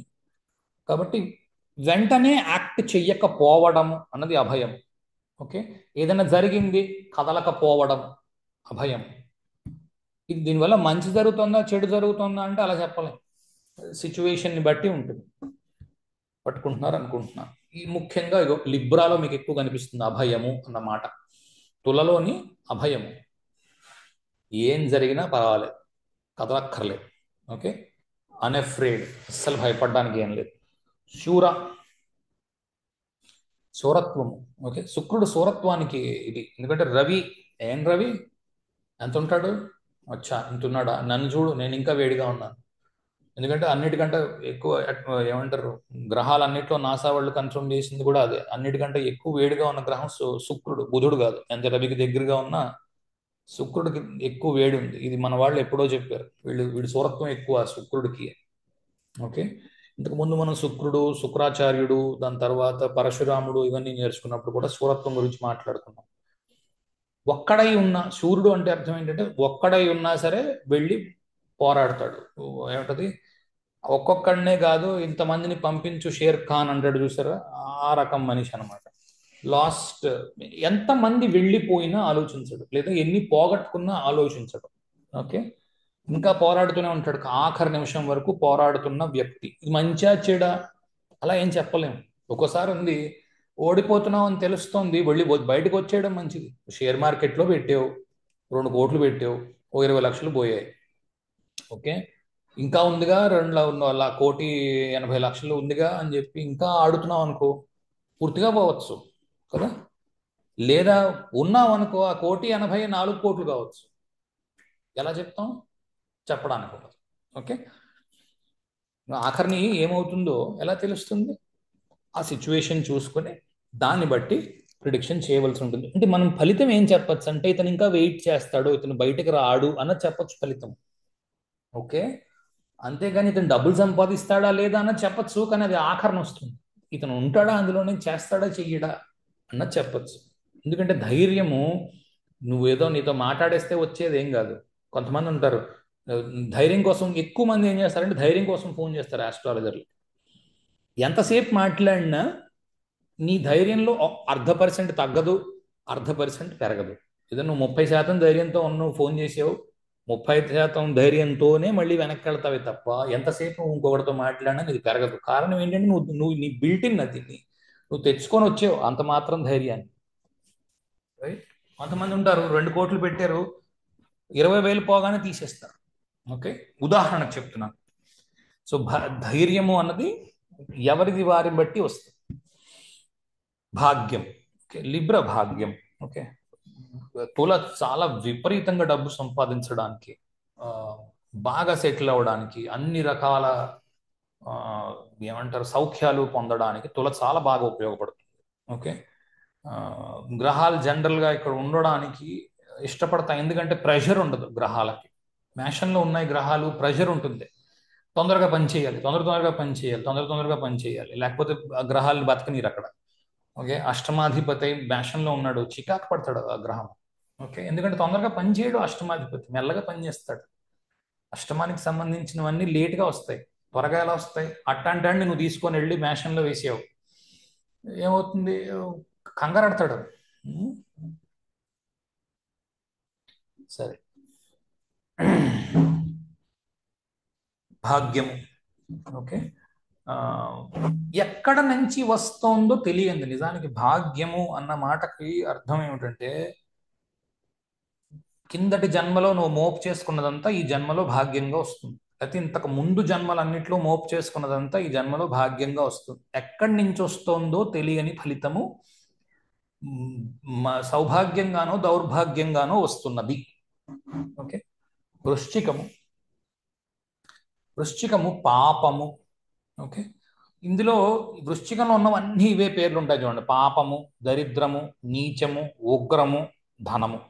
ఓకే, ఇందులో ఏది కూడా యాజ్ ఇట్ ఈజ్ మీనింగ్స్ ఏవి తీసుకోకండి, అలా పనికి రావు. పాపము అంటే ఇతరుల ఇబ్బందుల వలన డబ్బు సంపాదించడి వాడు. ఓకే, సింపుల్గా చెప్పాలి అంటే, ఒక డాక్టర్గా ఒక క్లినిక్ పెట్టుకున్నావు, మీ ఊళ్ళో ఎవ్వడికి అనారోగ్యం రావట్లేదు, నీకు ₹10 ఉపయోగం లేదు కదా. నువ్వు డాక్టర్గా క్లినిక్ ఓపెన్ చేసావు, మీ ఊళ్ళో ఎవ్వడికి కనీసం జిర్రని చీదడం కూడా చేదట్లేదు, మీ ఊళ్ళో 50 మంది ఉన్నారు అనుకుందాం ఉదాహరణకి. నువ్వేం చేస్తావు? ఆ అద్దె కట్టలేక 2 నెలల్లో దివాలా తీసేస్తావు కదా. నువ్వు లాయర్ చదువుకున్నావు అనుకున్నావు, లాయర్ వృత్తి చేపట్టావు, మీ ఊళ్ళో ఏ అన్నదమ్ములు కొట్టుకోవట్లేదు ఆస్తి గురించి, నీకు ₹10 రాబడి ఉండదు కదా. కాబట్టి పాపము అని అంటే ఇతరుల ఇబ్బందుల నుంచి సంపాదించడి వాడు. ఈ రోజుల్లో చాలా బ్రహ్మాండంగా ఉంది ఇదైతే. ఓకే, ఇతరుల ఇబ్బందుల్లో నుంచి, ఎందుకంటే మేనేజ్మెంట్ నేర్చుకున్న వాళ్ళు, బిజినెస్లు గురించి మాట్లాడుతున్న వాళ్ళు, ఈ షార్క్ ట్యాంక్లు ఇలాంటివి చూస్తున్న వాళ్ళు చెప్పే మాట ఒక్కటే ఉంటుంది, అందులో షార్క్స్ కూడా ఒకటే మాట చెప్తారు. ఏంటని? ఏదైనా ప్రాబ్లం తీసుకో, ఆ ప్రాబ్లంకి సొల్యూషన్ ఆలోచించు, దాన్ని నువ్వు మార్కెట్ చేయి, దాంట్లో నుంచి డబ్బులు సంపాదించు అని అంటారు బిజినెస్ చేసేవాళ్ళు ఎవరైనా సరే. ఇప్పుడు ప్రపంచంలో ఒకరితో ఒకడు మాట్లాడుకోవాలి అన్న సాధనం కనిపెట్టాను నేను అన్నాడు ఫోన్ ఓపెన్ చేసి. ఓకే, ఇప్పుడు ఎంతమంది ఫోన్లు వాడుతున్నారు? ఒక్కొక్కడు 3 వేసి 2 వేసి ఫోన్లు వాడుతున్నారు కదా. సో కష్టాన్ని తొలగించి ఆ కష్టము తొలగించడము ద్వారా డబ్బు సంపాదించడము, లేదా టార్చర్ పెట్టడము అవతలి వ్యక్తిని, లేదా టార్చర్ పొందడము. ఓకే, టార్చర్ పెట్టడము, టార్చర్ పొందడము, ఈ రెండూ కూడా వృశ్చికానికి అన్వయం అవుతాయి. ఓకే, ఆ, ఉండే పరిస్థితిని బట్టి, వారు చేస్తున్న వృత్తిని బట్టి టార్చర్. ఫర్ ఎగ్జాంపుల్, ఒక పోలీస్ ఇన్స్పెక్టర్ ఉన్నాడు, చూపిస్తారు కదా 3rd డిగ్రీ, వాడికి పనిష్మెంట్ ఇవ్వాలి. ఎరా బాబు, ఎందుకురా దొంగిలించావని వెన్నమొద్దు కలిపి పెట్టి నోట్లో పెడితే దొంగ చెప్తాడంటే, అవసరమైతే టార్చర్ చేయాల్సి వస్తే చేయవలసి వస్తుంది. ఓకే, సో సాధారణ వ్యక్తులకి ఇది ఎలా ఉపయోగపడుతుంది అని అంటే, ఇంకా చెవు నీళ్లు కట్టుకుని పోరడము. ఓకే, లేదా విపరీతంగా పని చేస్తూ ఉండడం అలుపెరగకుండా. ఓకే, లేదా ఇమోషనల్గా బ్లాక్మెయిల్ అవుతూ ఉండడం. ఓకే, ఇవన్నీ మీకు స్కార్పియోలో కనిపిస్తాయి. స్కార్పియోలోని ఒకటే ఏంటి అంటే, ఎందుకు ఎక్కువగా పరాశర మహర్షి వృశ్చికానికి కుంభానికి అతి తక్కువ మంచి రాసి ఉంటాడు ఆయన కూడా. ఎక్కువగా మీకు చెడే రాసి ఉంటాడు వృశ్చిక కుంభాల గురించి రాస్తున్నప్పుడు, ముఖ్యంగా నవాంశలు. ఇందులో ఉన్న గ్రహాలు పీడిస్తాయి. ఎందుకంటే చాలా చోట్ల డబ్బు సంపాదిస్తున్నా కూడా ఈ వ్యక్తికి తెలుసు, అమ్మ ఇది ఇది ఏంటిది, చచ్చిపోతున్నాము, సంపాదించడానికి ఇంత కష్టంగా ఉంది అనేది ఒకటి కావచ్చు, లేదా ఆ, సంపాదిస్తున్నప్పుడు వచ్చే ఇబ్బందులు కావచ్చు, లేదా అవతల వ్యక్తికి ఇబ్బంది ఉంటే తప్ప నా దగ్గరికి డబ్బు రావట్లేదు అన్న బాధ కావచ్చు. ఇలా రకరకాలుగా మీరు వేసుకోవచ్చు. దరిద్రము అనే మాట ఉంది. దరిద్రుడు, దరిద్రము. ఓకే, పేదరికము అని అంటారు. నిజానికి దానికి ట్రాన్స్లేషన్ తీసుకుంటే పేదరికం రెండు మూడు రకాలుగా తీసుకోవచ్చు. ఒకటి నిజంగా పేద, డబ్బు ఖర్చు పెట్టడానికి డబ్బులు లేవు అందుకు పేద. వీడి దగ్గర డబ్బులు ఉన్నాయి, అన్ని ఎనపెట్లో దాచుకున్నాడు, వచ్చే జన్మలో కూడా ఇవే వాడుకుందామని ఈ జన్మలో తీయడానికి ఇబ్బంది పడుతున్నాడు, అది కూడా కావచ్చు. ఓకే, డబ్బు తక్కువగా ఖర్చు పెట్టడం. ఓకే, దరిద్రం. ఇది మంచిదేగా, డబ్బు దాచుకుంటున్నాడు కదా, మంచిదే, తప్పేం లేదు దీంట్లో. ఓకే, అందుకే వీటిని స్ట్రైట్ ఫార్వర్డ్గా తీసుకుని దరిద్రం అని రాసి ఉంది అని అనుకోవద్దు. 4 రూపాయలు వెనక్కి వేసుకొని రేపటి గురించి ఆలోచించేవాడు. ఈ రోజు చాలా అతి అవసరం ఇది, దీన్ని మనం కాదు అని చీప్గా తీసి పారేయడానికి లేదు. ఓకే, నీచ. నీచ అంటే అధమ అనే అర్థము. టిట్ ఫర్ ట్యాట్ అని అంటారు. టిట్ ఫర్ ట్యాట్ అంటే కుక్క కాటుకి చెప్పు దెబ్బ. వాడు ఒకటి కొట్టాడా, నేను 2 కొడతా. ఇది స్కార్పియో నుంచి వస్తుంది, వృశ్చికం నుంచి. ఓకే, వాడు ఒకటి కొట్టాడా, నేను 2 కొడతా. తెలివి తక్కువ వాడు, తెలివి లేనివాడు, చదువు లేనివాడు. యాక్చువల్గా ఇవి రెండు అన్నిటికీ కూడా నీచ అనే అర్థం వస్తుంది. కారణం ఏంటి అంటే, తెలివైన వాడు తత్వం తెలుసుకొని ఉంటాడు. వాడు నేను ఏదో చేసి ఉంటాను, నాకు ఈ కర్మ వచ్చింది కాబట్టి నేను అవతల వాడిని మళ్ళీ టిట్ ఫర్ టాట్ చేయవలసిన అవసరం లేదు. కుక్క కరిచింది, నువ్వు మందు వేసుకుంటావా, కుక్కను చంపుతావా? వెళ్ళి డాక్టర్ దగ్గరికి వెళ్ళి మందు వేసుకోవాలి. కుక్కను చంపడం వల్ల ఏమొస్తుంది? ఏమీ రాదు, మరో ఇంత పుండు పట్టేస్తుంది. అది చావకూడదు. నిజానికి కరిచిన కుక్క చచ్చిందనుకో, ఖచ్చితంగా నువ్వు పోతావేమో, ముందు వీడు చస్తాడు. అందుకే చాలా మంది పాత రోజుల్లో ఒక ఒక 30 ఏళ్ల క్రితం అనుకో కుక్క కరిస్తే ఆ కుక్కని రోజు చూస్తూ ఉండేవాడు. వీడు చచ్చిపోతుందా ఏంటి కుక్కని, కదా. చచ్చిపోకుండా ఉంటేనే వీడు బతుకుతాడు. టిట్ ఫర్ టాట్ చేస్తే ఇబ్బంది అయిపోతుంది. ఓకే, అదే తెలివి తక్కువతనం. అన్ఎడ్యుకేటెడ్ అంటే ఉగ్రత ఉండడం. ఓకే, ఉగ్రత ఉండడం. వృశ్చికంలోని తర్వాత కుంభంలోని ఏంటంటే ఉగ్రత. ఉగ్రత అంటే నిష్ఠూరములు ఆడడం. నిజము నిష్ఠూరంలా ఉంటుంది అంటారు చూడండి కొంతమంది. అంటే ఏదో అయ్యింది, నువ్వు చేసావు పలానా పని, నువ్వు ఎందుకు చేసావు నాకు తెలుసు, అందుకే నేను నీకు ఇలా అంటున్నాను. కొంతమంది ఇమోషన్స్ని ఆపుకోలేరు. ఓకే, ఈ ఇమోషన్స్ని ఆపుకోలేకపోవడము వృశ్చికంలో కనిపిస్తుంది. ఎందుకంటే అది మార్స్కి చాలా అన్కంఫర్టబుల్ పొజిషన్. కుజుడికి ఇష్టం లేని జాగా ఏంటి అంటే స్కార్పియో. మరి ఏంటి, కుజుడు స్వక్షేత్రం కదా, సూపర్ కదా, ఏం కాదు. కుజుడికి అసలు ఇష్టం లేని ప్రదేశం 8వ ఇల్లు. ఓకే, ఎందుకంటే కుజుడు సైన్యంలో పోరాడే వ్యక్తి. సైన్యంలో పోరాడే వ్యక్తి చచ్చిపోతున్నాడు అనుకోండి, సైన్యం ఏమంటాడు, విజయము వీరస్వర్గము అని బయలుదేరతాడు ఎవడైనా సరే. అక్కడ ఒకటే విజయాన్ని సాధిస్తాను, లేదా అదే దీంట్లో పడి చచ్చిపోతాను అని. కరెక్టే, కానీ వరుసగా అందరూ చచ్చిపోతున్నారు అనుకోండి, వెళ్ళిన వాళ్ళందరూ, వీడి ధైర్యం ఉంటుందంటే వీడు బిక్క చచ్చిపోడు. వెళ్ళిన వాళ్ళందరూ చచ్చిపోతున్నారు అనుకోండి, ఇప్పుడు ఏదో రావణాసురుడి కొలువులో ఒక్కొక్కడు బయలుదేరట, ఒక్కొక్కడిని చంపేస్తున్నారు రామలక్ష్మణులు. రావణాసురుడు బిక్క చచ్చిపోలే. ఓకే, అలాగే దుర్యోధనుడు బిక్క చచ్చిపోలే, మడుగులోకి వెళ్ళి దాక్కోలేదు. ఓకే, సో ఏంటంటే కుజుడికి చాలా కంఫర్టబుల్ పొజిషన్ కాదు అది, కానీ తప్పక చేస్తున్న పని దానికి. దానికి ఓనర్ అయి ఉన్నాడు ఆ ఇంటికి, కాబట్టి ఆ రాశికి అధిపతి అయి ఉన్నాడు కనుక దాన్ని పరిపాలిస్తున్నాడు. కానీ నిజానికి కుజుడికి ఇష్టం లేని జాగా ఏమైనా ఉంది అని అంటే అష్టమం. ముఖ్యంగా వేడి కలిగించేవి అంటే ఈ సూర్యుడు కుజుడు ఈ రెండు కూడా వేడి గ్రహాలు కదా, వాటికి అష్టమం ఇష్టం లేదు. ఓకే, ఎందుకంటే రాత్రిని చూపిస్తుంది 8వ ఇల్లు. కుజుడు రాత్రి, యుద్ధం రాత్రి జరగదు. రాత్రి ఏం జరుగుతుంది, చచ్చిపోయిన శవాలని పక్కకు తీసుకొస్తారు యుద్ధం నుంచి. ఎవరైతే చచ్చిపోయారో వాళ్ళకి దహన సంస్కారాలు చేయాలి కాబట్టి అవి తీసుకొని వచ్చి పక్కన పెడతారు కదా. అలాగే రాత్రి ఏం చేస్తారంటే వైద్యులు తిరుగుతారు, ఇంకా కొన ఊపిరితో ఎవరైనా బతికున్న వాళ్ళు ఎవరైనా ఉంటారు కదా, వైద్యులు తిరిగి లాంతర్లు పట్టుకొని తిరిగి ఆ కొన ఊపిరులతో బతికున్న వాళ్ళని అందరినీ తీసుకొని వెనక్కి శిబిరాలకు తీసుకొచ్చి వాళ్ళకి ట్రీట్మెంట్ ఇస్తారు. వార్ జరుగుతున్నప్పుడు ఈనాటికి కూడా అదే పద్ధతి. కురుక్షేత్రం ఎలా జరుగుతున్నప్పుడు ఏం జరిగిందో ఈనాటికి అదే పద్ధతి. వార్ అయిపోయిన తర్వాత అక్కడ చేస్తున్న చూడండి, మనుషులు పోరాడుకుంటే సరే మిజైల్స్ వేసేస్తే ఇంక చేసేది ఏం లేదు, కానీ ఓవేళ ఎదురుగుండా ఆర్మీతో ఆర్మీ పోరాడుతోందంటే ఇదే పద్ధతి. సరే, నిష్ఠూరాలు ఆడటము, రెబెలియన్ లేవనెత్తడము, ఓకే, అలాగే డిప్లొమాటిక్గా మాట్లాడలేకపోవడము, ఓవర్గా మాట్లాడడం, ఓకే, ఉగ్రము ధనము రెండు ఓవర్గా మాట్లాడతారు. ఓకే, ఏదో అందుకే రెండో ఇల్లు ధనస్థానం రెండో ఇల్లు కదా మాటలు. ఓకే, బాగా బాగా పాఠం చెప్పగలిగే తత్వం ఉండడం, లేదా నిలబెట్టడము దేన్నైనా. ఓకే, ధనము అంటే నిలబెట్టడం, సస్టెనెన్స్. ధనం దేనికి ఉపయోగపడుతుంది? రేపు ఉదయం నువ్వు భోజనం చేయడానికి ఉపయోగపడుతుంది, అంతకుమించి దేనికి ఉపయోగపడదు. నీ దగ్గర 5,000 కోట్లు ఉన్నాయి, బంగారం మింగుతావేంటి? లేదు కదా, అన్నము వంకాయ కూరే తింటావు. నీ దగ్గర 500 రూపాయలు ఉన్నాయి, అప్పుడేం తింటావు? అన్నము వంకాయ కూరే తింటావు కదా. సరే, ధనస్సు. ధనస్సులో చూడండి, ధన, తరువాత కృప, ఉత్పన్న, ఈ మూడు ఉన్నాయి. ఉత్పన్న ఇందాక మాట్లాడుకున్న ఉత్పన్న అంటే క్రియేషన్. ఓకే, తాను తయారు చేసింది దాని మీద ఎక్కువగా వెర్రి, వేలం వెర్రి, వెంపర్లాడడం, తాను చేసిందే గొప్పది అనుకునే బుద్ధి ఉండడం ముందు, కానీ క్రియేషన్ చేయగలిగినంతటి సత్తా ఉండడం, పరులు చేసిన దానికంటే గొప్పగా ఒకటి తయారు చేయగలిగిన తత్వం ఉండడం, లేదా ఈ చేసినవి ఏవి బాగులేవు నేను ఒకటి తయారు చేస్తాను అని అనుకోవడం.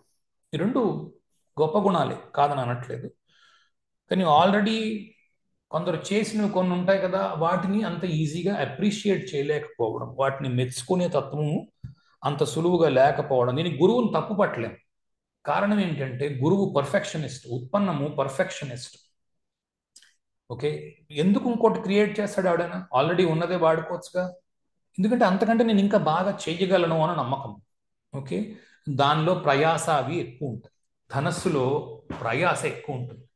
ధనస్సులో టైం లైన్స్ ఉంటాయి. ఈ టైం లైన్కి ఇవి చెయ్యాలి. ఒక దినచర్య, ఒక మిలిటరీ పర్సన్ చేస్తున్నట్టుగా ఉంటుంది ధనస్సులో ఏ గ్రహం ఉన్న నవాంశలు. ధనస్సులో గ్రహాలు ఎక్కువ ఉన్నాయి. మిలిటరీ డిసిప్లిన్ ఉన్న వ్యక్తి 8 గంటలకి ఇది చేస్తాను, 9 గంటలకి అది చేస్తాను, ఇంచుమించుగా రోజు ఈ దినచర్య ఫాలో అవుతున్న వాళ్ళు కనిపిస్తారు. లేదా ఒక 3 నెలల తర్వాత నేను ఇది చెయ్యాలి అంటే 3 నెలల తర్వాత ఖచ్చితంగా చేసి తీరుతాడు. ఓకే, ధనస్సులో గ్రహాలు తక్కువగా ఉన్న వాళ్ళకి అనిపిస్తుంది ఏంటిది వెర్రిలాగా ఉంది అని. ఓకే, బాగా ఎక్కువ ఉన్న వాళ్ళకి ఏమనిపిస్తుంది అంటే వీళ్ళందరూ ఏంటి అసలు టైమే ఫాలో అవ్వట్లేదు, టైం ప్రకారం ఏ పనులు చేయట్లేదు. ఓకే, సరే, కృప. ఈ కృప అంత గొప్ప విషయం కాదు నిజానికి. ఓకే, కృప చాలా మంది అనుకునేది ఏంటి అంటే కృప అంటే ఓహో కరుణామూర్తి కరుణ చూపించేస్తాడు అందరి మీదకి అని. కృప అంటే తన యొక్క పని వదిలేసుకుని పక్కవాడి పని చేసి పెట్టడం, నీ పని నువ్వు పాడు చేసుకోవడం, ఇది కూడా కృపే అవుతుంది. ఓకే, ఎందుకంటే నువ్వు చేయాల్సిన పని ఉంటుంది కదా, అది మానేయడం, మానేసి పక్కాడి పని చేయడం. ఓకే, ఇది కూడా కృప. నిజమైన కృప అంటే ఈ కృపకు మరో అర్థం ఏమిటి అంటే పక్క వాళ్ళకి సహాయం చేయడము. ఓకే, ఇది చాలా సంతోషం, అది వెల్కమ్. ఇది అన్వెల్కమ్ ఏమిటి అంటే నీ పన్ను వదిలేసుకోవడం, తద్వారా తన యొక్క పని నిర్లక్ష్యపరుచుకోవడం లేదా నిర్లక్ష్య పెట్టుకోవడం. ధన ఎక్కువ మాట్లాడడం, లెక్చర్ ఇవ్వడము, బాగా బోధ చెయ్యగలగడం, లేదా నిలబెట్టగలగడం. ఏదైనా ఇబ్బందుల్లో ఉంది, గురువు ఒక మాట చెప్పాడు, ఆగుతాడు. ఒరే నువ్వేం కంగారు అడిపోకు, ఇగో ఇది ఇలా ఇలా చేయి, సరిపోయింది. నువ్వు ఒక వారం రోజులు ఆగు, లేకపోతే 2 నెలలు ఆగు, లేకపోతే 5 నెలలు ఆగు, సంవత్సరం ఆగు, ఇలా చేయి, నువ్వేం ఆత్మహత్య చేసేసుకోక్కర్లేదు. కాపాడబడ్డాడు కదా, సస్టెనెన్స్ అంటాం దాన్ని కదా. ధన సమపార్జన దేనికి?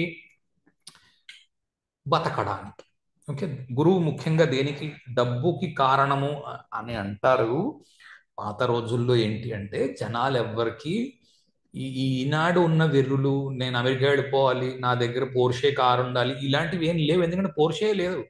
200 సంవత్సరాల క్రితం వరకు లేదు పోర్షే కదా. 200 సంవత్సరాల క్రితం వరకు విమానం లేదు. 200 సంవత్సరాల క్రితం వరకు ఇంత వెర్రి లేదు. టీవీలు లేవు. ఏ దేశంలో పుట్టినవాడు, ఏ ఊళ్ళో పుట్టినవాడు ఆ ఊళ్ళోనే చచ్చిపోతాడు. వాడికి మహా తెలిస్తే వాడిల్లు, వాడు పక్కింటాడి ఇల్లు, ఎదురింటాడి ఇల్లు, 3 వీధులు తెలుస్తాయి. ఎడ్ల బండి ఉన్నవాడు మరికొద్ది దూరం ఒక 5 కిలోమీటర్లు వెళ్ళగలడు, అంతకు మించి వెళ్ళలేడు. ఇప్పుడు ఏంటి, అన్నీ వచ్చేసాయి కాబట్టి కంపారిజన్ కదా. కనుక గురువు ధనకారకుడు కరెక్టే, కానీ గురువు నిజానికి భోజనకారకుడు. భోజనానికి ధనం దేనికి అంటే డబ్బు దేనికి, తినడానికే, అంతకు మించి ఏం లేదు ఆ రోజుల్లో, చేయడానికి ఏం లేదు. నీ నీ పొలము అనే ఉందనుకో సరిహద్దు, మీ నాన్నగారు ఇచ్చారు నీకు అంతే. అంతేగాని పక్కాడి మీద దండెత్తి ఆక్రమించేసుకోవడం అవి లేవు.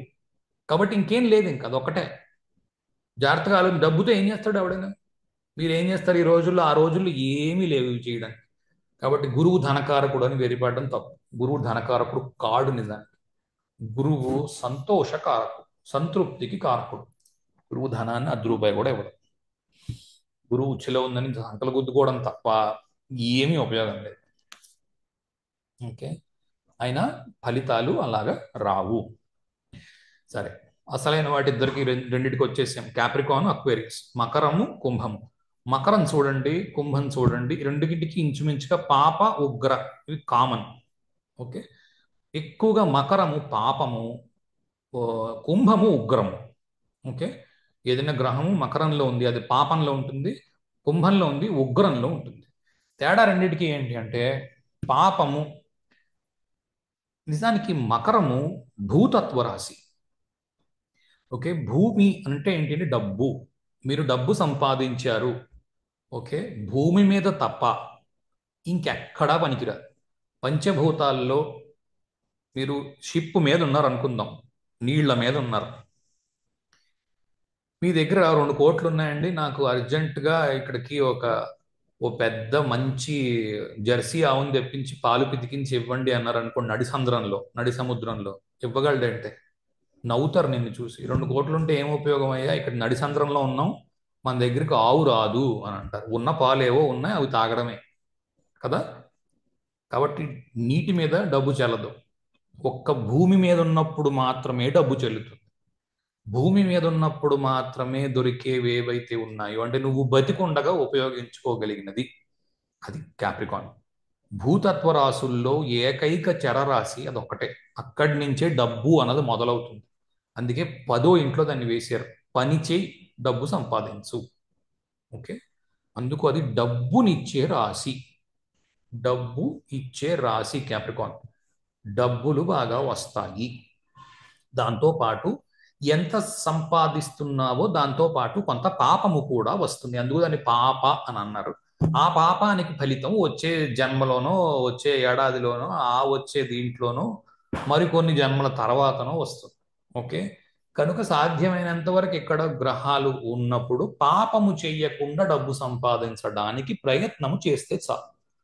ఓకే, అంతేకాని పక్కాడు పొలం లాగేసుకుని కబ్జాలు చేసేసి అటువంటివి చెయ్యకుండా ఉంటే మంచిది. ఓకే, బాగా డబ్బు సంపాదనకు ఉపయోగపడుతుంది మకరము. ఓకే, తస్కర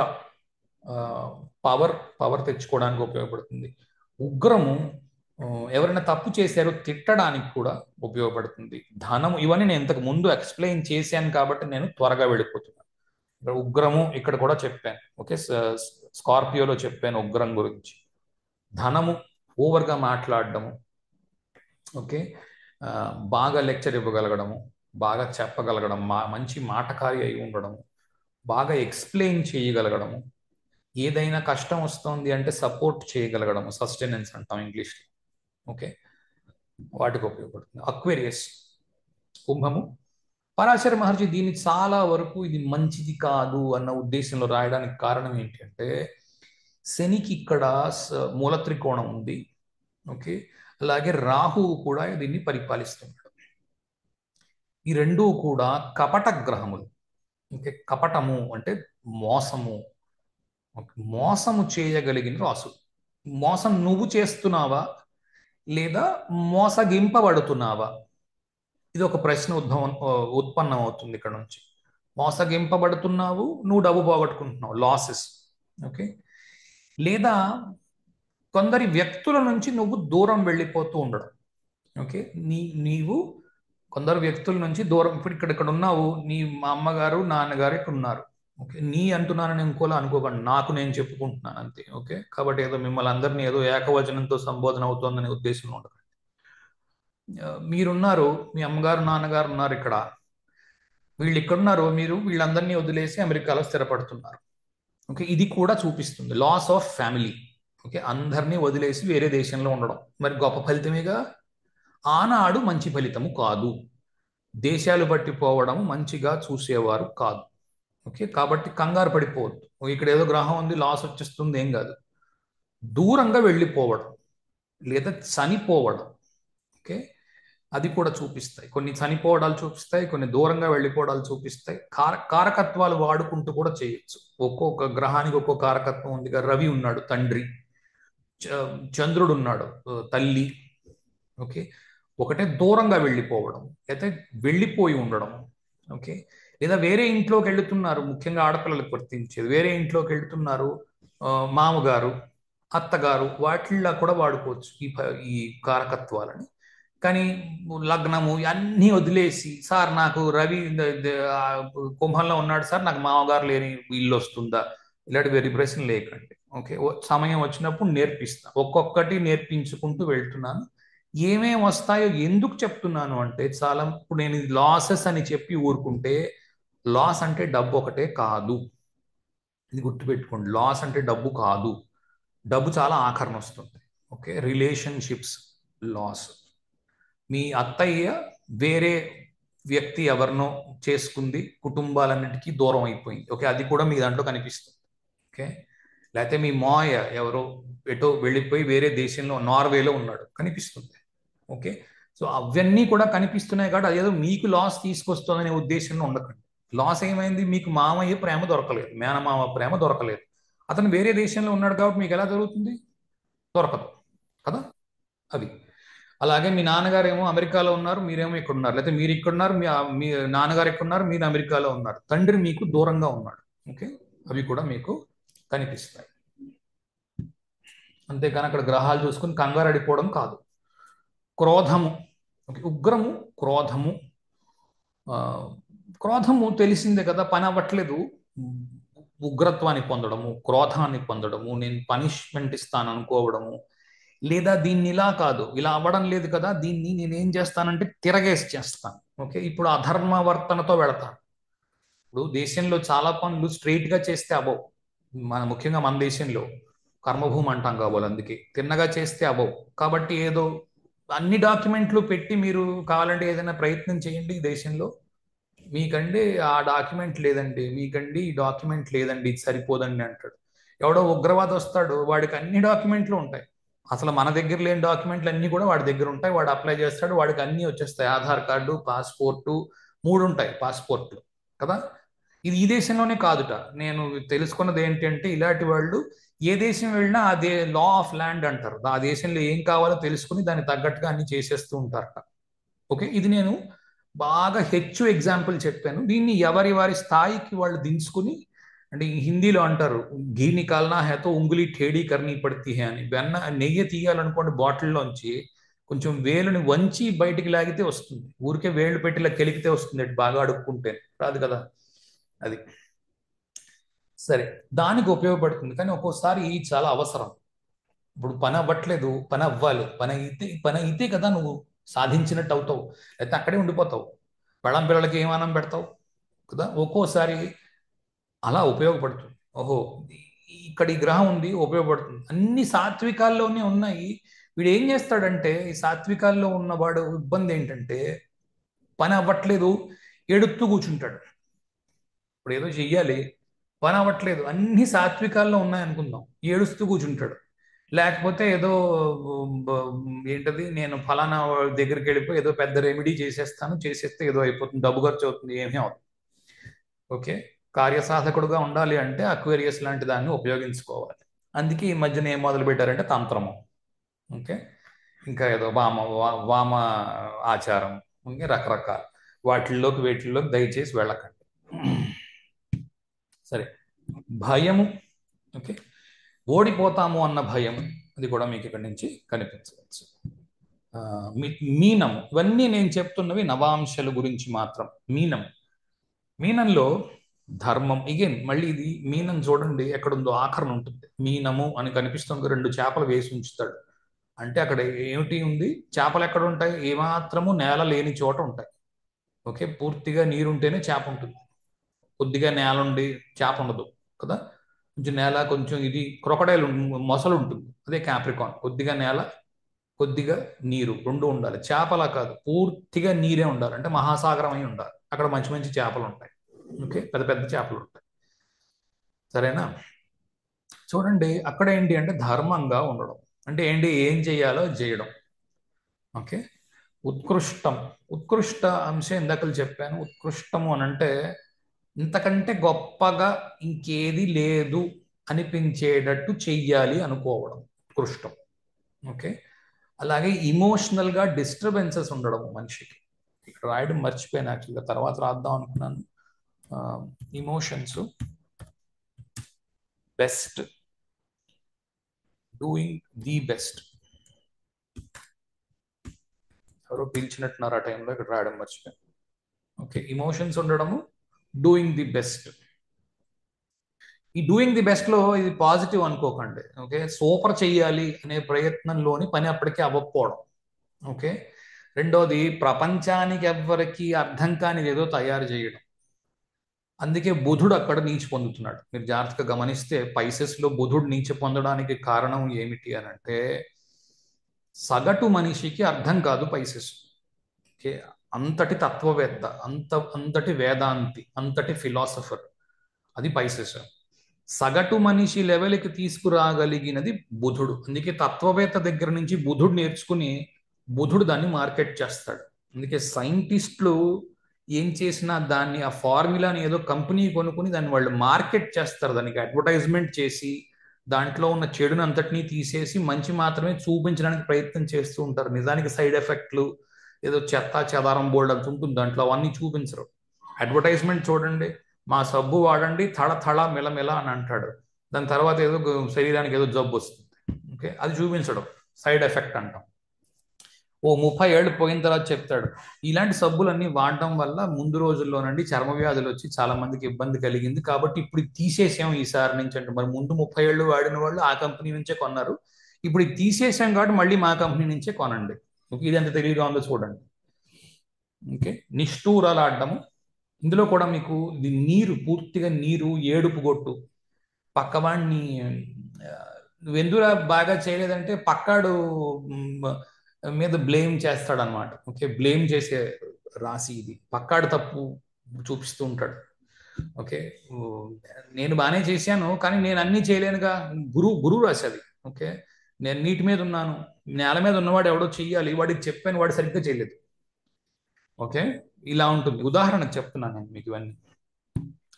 శుభ అంశ అంటే ఆవు.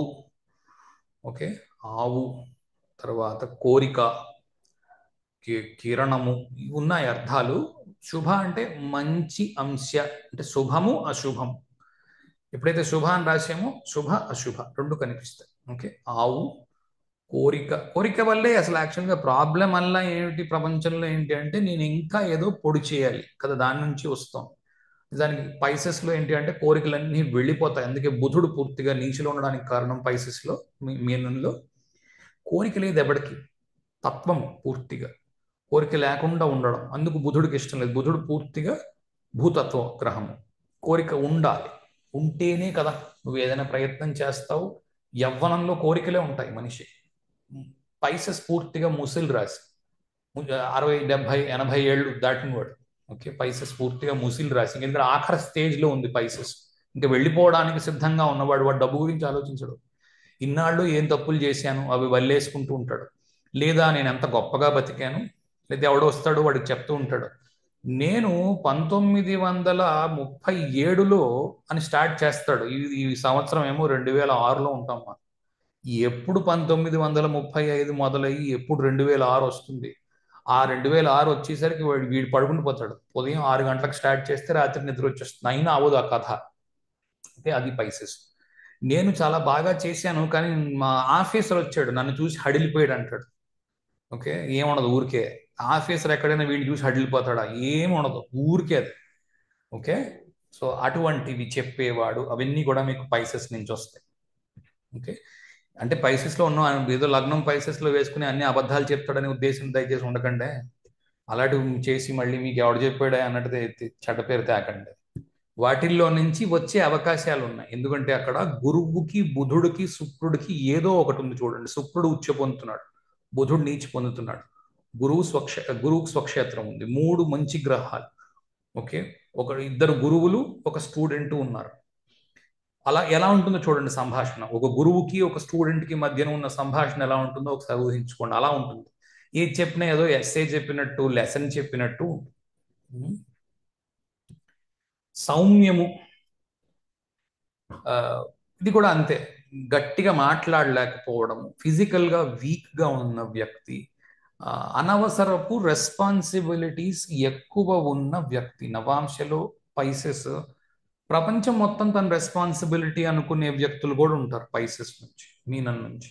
ఓకే, అనవసరపు ఎందుకంటే అన్ని సౌమ్య గ్రహాలు అక్కడ ఏవో ఒక స్పెషల్ పొజిషన్స్లో ఉన్నాయి. ఓకే, అలాగే ఎవ్వరూ తనకు సహాయం చేయట్లేదు అనే బాధలో కూడా ఉంటారు. ఎందుకంటే వీటికి ఏం చేయగలరు సహాయం? అంతటి పెద్దవాడికి మనం ఏం చేస్తాం సాధారణ వ్యక్తులు అనే మాట అది. వీడికి మనం ఏం చేస్తాం సాయం? ఏం చేయలేం. ఓకే, ఇది ఇవాళ క్లాస్. ఎవరికైనా క్వశ్చన్ ఏదైనా ఉంటే అడగచ్చు. వచ్చే వారం నుంచి నేను కొన్ని ఏంటంటారు, కొన్ని రూల్స్, వింశోత్తరి బేసిక్ రూల్స్ ఒక్కొక్కటిగా స్టార్ట్ చేస్తాను. 15-20 నిమిషాల పాటు క్లాస్ ఉంటుంది. ఏదో ఒక ప్రిన్సిపల్ తీసుకుంటాము. దాని తర్వాత మేజర్లీ మనము ఎవరో ఒకళ్ళు జాతకాలు తీసుకొని మనము మాట్లాడడానికి ప్రయత్నం చేద్దాం. ఓకే, ఎందుకంటే ఎగ్జాంపుల్స్ చాలా కాలం నుంచి మనం చేయలేదు. కొత్తగా వచ్చిన వాళ్ళు ఎవరికి కొంచెం కష్టంగా ఉంటుంది. సరే, ఎవరికైనా క్వశ్చన్ ఉంటే అడగండి.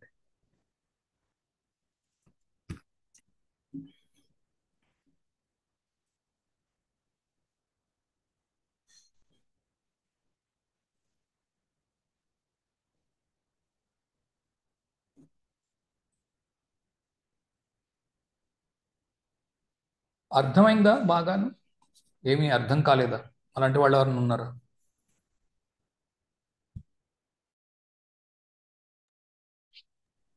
ఏంటండి, బట్ యా అంటే మిగతా క్లాసెస్ అన్ని విన్నాక అడుగుదాము అనేసి నేను వెయిట్ చేస్తున్నా. నేను ఇవాళే ఫస్ట్ క్లాస్ కదా. ఫస్ట్ క్లాస్ అయితే కొన్ని లక్షల ప్రశ్నలు ఉంటాయి.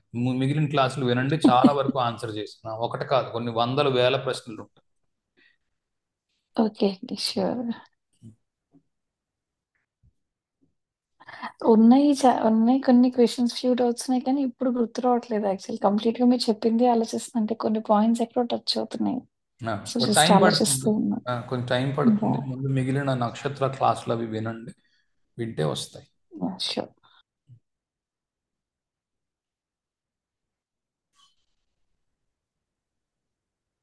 ఇప్పుడు మీరు చెప్తున్న రీజన్స్ వల్లే వృశ్చికాన్ని అండ్ కుంభ లగ్నాన్ని, అంటే కుంభ రాశిని అయితే వృశ్చిక రాశిని వాట్ ఎవర్, అందుకే వాటిని కొంచెం ప్రత్యేకంగా తీసుకుంటారా? అందుకే కొంచెం అంటే కొద్దిగా వీటిల్లో ఉన్నవాళ్ళు టిపికల్ గా ఉంటారు అనుకోవచ్చు. ఒకవేళ రాశి చక్రం గురించి మాట్లాడుతున్నారు అని అంటే మాత్రము అది మీరు చాలా తక్కువ హారోస్కోప్స్ చూస్తే అలా కనిపిస్తుంది. ఓకే, ఒకవేళ నవాంశ లగ్నం గురించి మాట్లాడుతున్నారు అంటే ఎస్ అని చెప్పవలసి ఉంటుంది, అవును అని చెప్పాల్సి. అంటే నేను మెయిన్ D1 D9 గురించి మాట్లాడుతున్నాను. D1 అసలు మాట్లాడట్లేదు నేను, అదే తేడా. Okay, okay. D1 మాట్లాడడం లేదు. నేను ఎప్పుడు రాసే తత్వం మాట్లాడను D1లో. కారణం ఏంటంటే అదే. చాలా వరకు బోల్తా కొట్టిస్తాయి అవి. అంటే రాశి తత్వం మాట్లాడట్లేదు, నేను కూడా D1 లో లగ్నమే మాట్లాడుతున్నాను. అంటే ఎసెండెంట్ అని అడుగుతున్నాను. అదేనమ్మా, దాన్నే రాశి అంటాం కదా. లగ్నంలో ఒక రాశి ఉంది కదా. Okay, okay. Okay, okay. Got it. Okay. లగ్నంలోని D1లోని నేను ఓన్లీ నక్షత్రాలు వాడుతున్నాను. Okay, got okay, it. ఆ, అందులో కూడా మళ్ళీ పాదభేదం ఉన్నప్పుడు మారిపోతుంది, దాంట్లో వేరే గ్రహం వేసుకుంటే మారిపోతుంది. అవేం లేకుండా ఉత్త వృశ్చిక కుంభాలు అని తీసేసుకుని వృశ్చికం వాళ్ళందరూ ఇలా ఉంటారని ఒక తాటికి కట్టేస్తే మ్, రావు ఫలితాలు. 190% పప్పుల్లో కాళ్ళు, సాంబార్లో చేతులు వేసి తిరుగుతూ ఉంటాం. మ్, సరే, ఇంకెవరు క్వశ్చన్ అడుగుదాం అనుకున్నారు? తేజ్, నీ సార్ నమస్కారం సార్. నమస్తే ఇవి అడగండి. ఎలాగా అంశాలు ఇవి కొండ గుర్తులా గానీ ఎలా గుర్తు పెట్టుకోవాలి అని ఈ ఇదే ఇచ్చా పేర్లని? ఇచ్చాను కదా, ఈ పేర్లు ఇవి పెట్టుకోవడమే. అంటే ఈ పాదం ఇప్పుడు అంటే వరుసగా ఒకటి ఒకటి లెక్కేసుకుంటూ వెళ్ళడమేనా ఏదైనా అంటే మార్స్ ఆ, అదే పాపరాశుల్లో అయితే మకర మీరేం ఇలాంటి వాటికి చేస్తారంటే నేను పాప ఇప్పుడు అన్నారు ఇప్పుడు కదా. చెప్పిన ఇప్పుడు చెప్పిన లెక్చర్ వినండి. సార్ ఒక్కొక్కళ్ళు ఒక్కో రకంగా గుర్తు పెట్టుకుంటారు. ఓకే, దీనికి నేను స్టార్టింగ్లో మొత్తం క్లాస్ అంతా ఉన్నారా, మధ్యలో వచ్చారా? మొత్తం ఉన్నాను సార్, కాకపోతే మధ్యలో కరెంట్ పోయి వచ్చేసరికి మిస్ అయ్యా కొంచెము. మళ్ళీ వినండి. కొన్ని చోట్ల చెప్పాను నేను ఎక్కడెక్కడ కొద్ది కొద్దిగా గుర్తుపెట్టుకోవచ్చు, కొన్ని అయితే తప్పవు. విత్ ఎక్స్పీరియన్స్ వస్తాయి, వాడుతున్నప్పుడు తెలుస్తాయి. ఓకే. ఓకే. యాక్చువల్గా ఓకే. ఏంటి అంటే ఎలా గుర్తుపెట్టుకోవచ్చు అంటే, ఈ తస్కరా ఉంది. ఎ- ఎలా వస్తుంది తస్కరా అన్నదానికి కూడా లాజిక్ ఉంటుంది, అది కూడా వెతికి పట్టుకోవచ్చు. ఒక్కొక్కరు ఒక్కో రకంగా గుర్తుపెట్టుకుంటారు. కొన్ని ఎక్కువ వాడుతూ ఉంటాం, అవి గుర్తు ఉండిపోతాయి. ఇప్పుడు మనకి ఇంట్లో వాళ్ళకి ఒక 5గురు 10 మందివో జాతకాలు బైహార్ట్లో ఉంటాయి కదా, అవును. వాళ్ళవి ఆటోమేటిక్గా గుర్తుండిపోతాయి. కాబట్టి మన ఇంట్లో వాళ్ళని అన్న నంబర్ పెంచండి. మన ఇల్లు పెద్దది చేసుకుంటే ఓ 10, 20, 15 తీసుకుంటే ఆటోమేటిక్గా గుర్తుండిపోతాయి. ఇవేమంత పెద్ద కష్టం ఏం కాదు. అందుకే మ్యాక్సిమం తత్వం ఇక్కడ ఇచ్చేసాను. Yes sir. Hmm. Okay sir. ఈ- ఆ, సార్ అదే నా క్వశ్చన్ కూడా అదే. ఆవిడ అడిగేశారు ఓకే, ఎట్లా డన్ డన్. నెక్స్ట్. అది. ఇంకొకటి సార్, ఇప్పుడు మనం మామూలుగా ఇప్పుడు D1లో పంచమాధిపతి వచ్చి D9లో ఇక్కడ ఉన్నాడు, ఇంకా అలాంటివి ఏం చూడం కదా సార్. ఓన్లీ D1లో ఉన్న దీని నుంచి ఇక్కడికి ఎట్లా ట్రాన్స్ఫర్మేషన్ ఏ చెప్తా, వచ్చే వారం నుంచి అవే స్టార్ట్ చేద్దామని నా ఉద్దేశం. ఈ ఓకే. ఫలితానికి ఎలాగ అన్వయం చేసుకోవాలి, దశకి ఎలాగ అన్వయం చేసుకోవాలి, రెండు. అందుకే ఎగ్జాంపుల్స్ చేయడం నా ఉద్దేశం. Okay, thanks.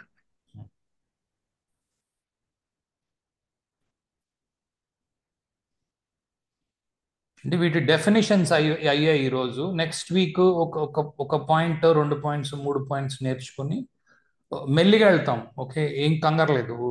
ఒకే రోజు నేర్చుకోవడం కుదరదు, అంతా చెప్పేయడం కూడా అవ్వదు కదా, అందుకు. అవును సార్.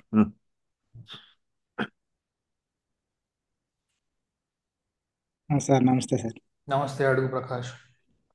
స్పీడ్గా ఉన్నట్టు అనిపించింది నాకైతే. ఒకటికి రెండు సార్లు వింటే తప్ప నాకు కొంచెం అంటే నవాంశలో సీరియస్లీగా.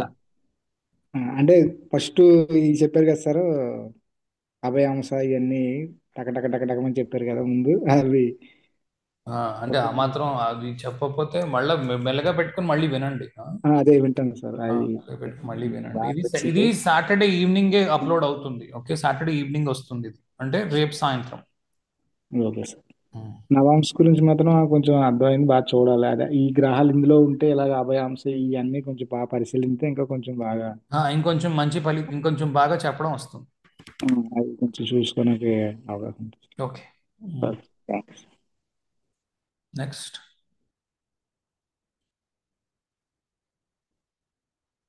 సార్ టీమ్ అడగ టీమ్ ద్వారా కూడా ఉంటే బాగుండేది అనిపించింది సార్. లాస్ట్ టైం మీరు నక్షత్రాలు చెప్పినప్పుడు టీమ్ పెట్టారు. దాని ద్వారా కూడా ఒక ఇలాగ టేబుల్ ఫామ్ చేసుకుని అంటే దేనికి? కొంత లాస్ట్ టైం నక్షత్రాలు చెప్పినప్పుడు థీమ్ ఒకటి ఇచ్చారు కదా, 3-1.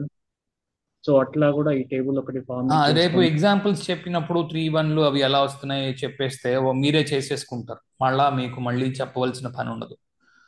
అందుకే కరెక్ట్గా ఫాలో అవ్వలేకపోతున్నారేమో అని నేను అందుకే అది స్టార్ట్ చేయాలి. ఎగ్జాంపుల్ చెప్పి ఒకవేళ అప్పుడు సందేహాలు ఉంటే వెనక్కి వచ్చి చెప్పడం ఈజీ అవుతుంది. అప్పుడు మీకు బాగా త్వరగా కనెక్ట్ అవుతారు. తక్కువ ఎగ్జాంపుల్స్లోనే విషయం తెలిసిపోతుంది. అందుకే అది చేద్దామని నా ఉద్దేశం. అన్ని మెథడ్స్ లో అదొకటి ఈజీ అనిపించింది సార్ కొంచెం కొంతవరకు. థీమ్ మెథడ్ ఈజీ అవుతుంది. అదే థీమ్ దగ్గరే మొదలు పెడతాను మోస్ట్లీ నెక్స్ట్ క్లాస్ కానీ, లేదా ఒక 2-3 క్లాసుల్లో కానీ, డిపెండింగ్ ఆన్ మనది ఎంత ప్రోగ్రెస్ అవుతోంది అన్న దాన్ని బట్టి, ఎంత చెప్తాం అనుకుంటున్నాను అన్న దాన్ని బట్టి చూద్దాం.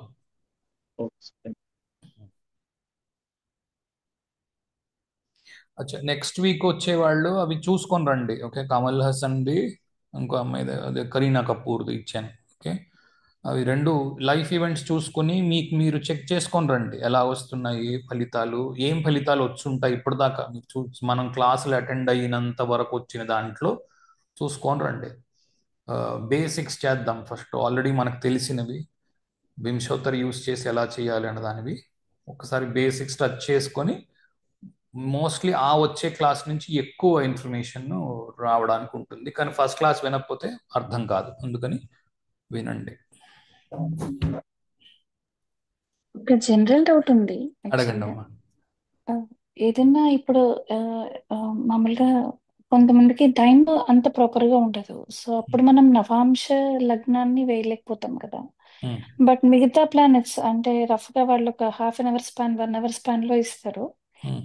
సో లగ్నం సంధి పడకుండా ఉంటే లగ్నం వరకు కొద్దిగా వస్తుంది, కానీ నవాంశ ఇంకా ఏ వర్గ చక్రాలు రావు కదా. సో అట్లాంటి కేసెస్ లో జనరల్ గా ప్రిడిక్షన్ చెప్పటం కొంచెం ఎవరు కష్టమవుతుందా, చెప్తారు లేకపోతే దీనికి ఆన్సర్?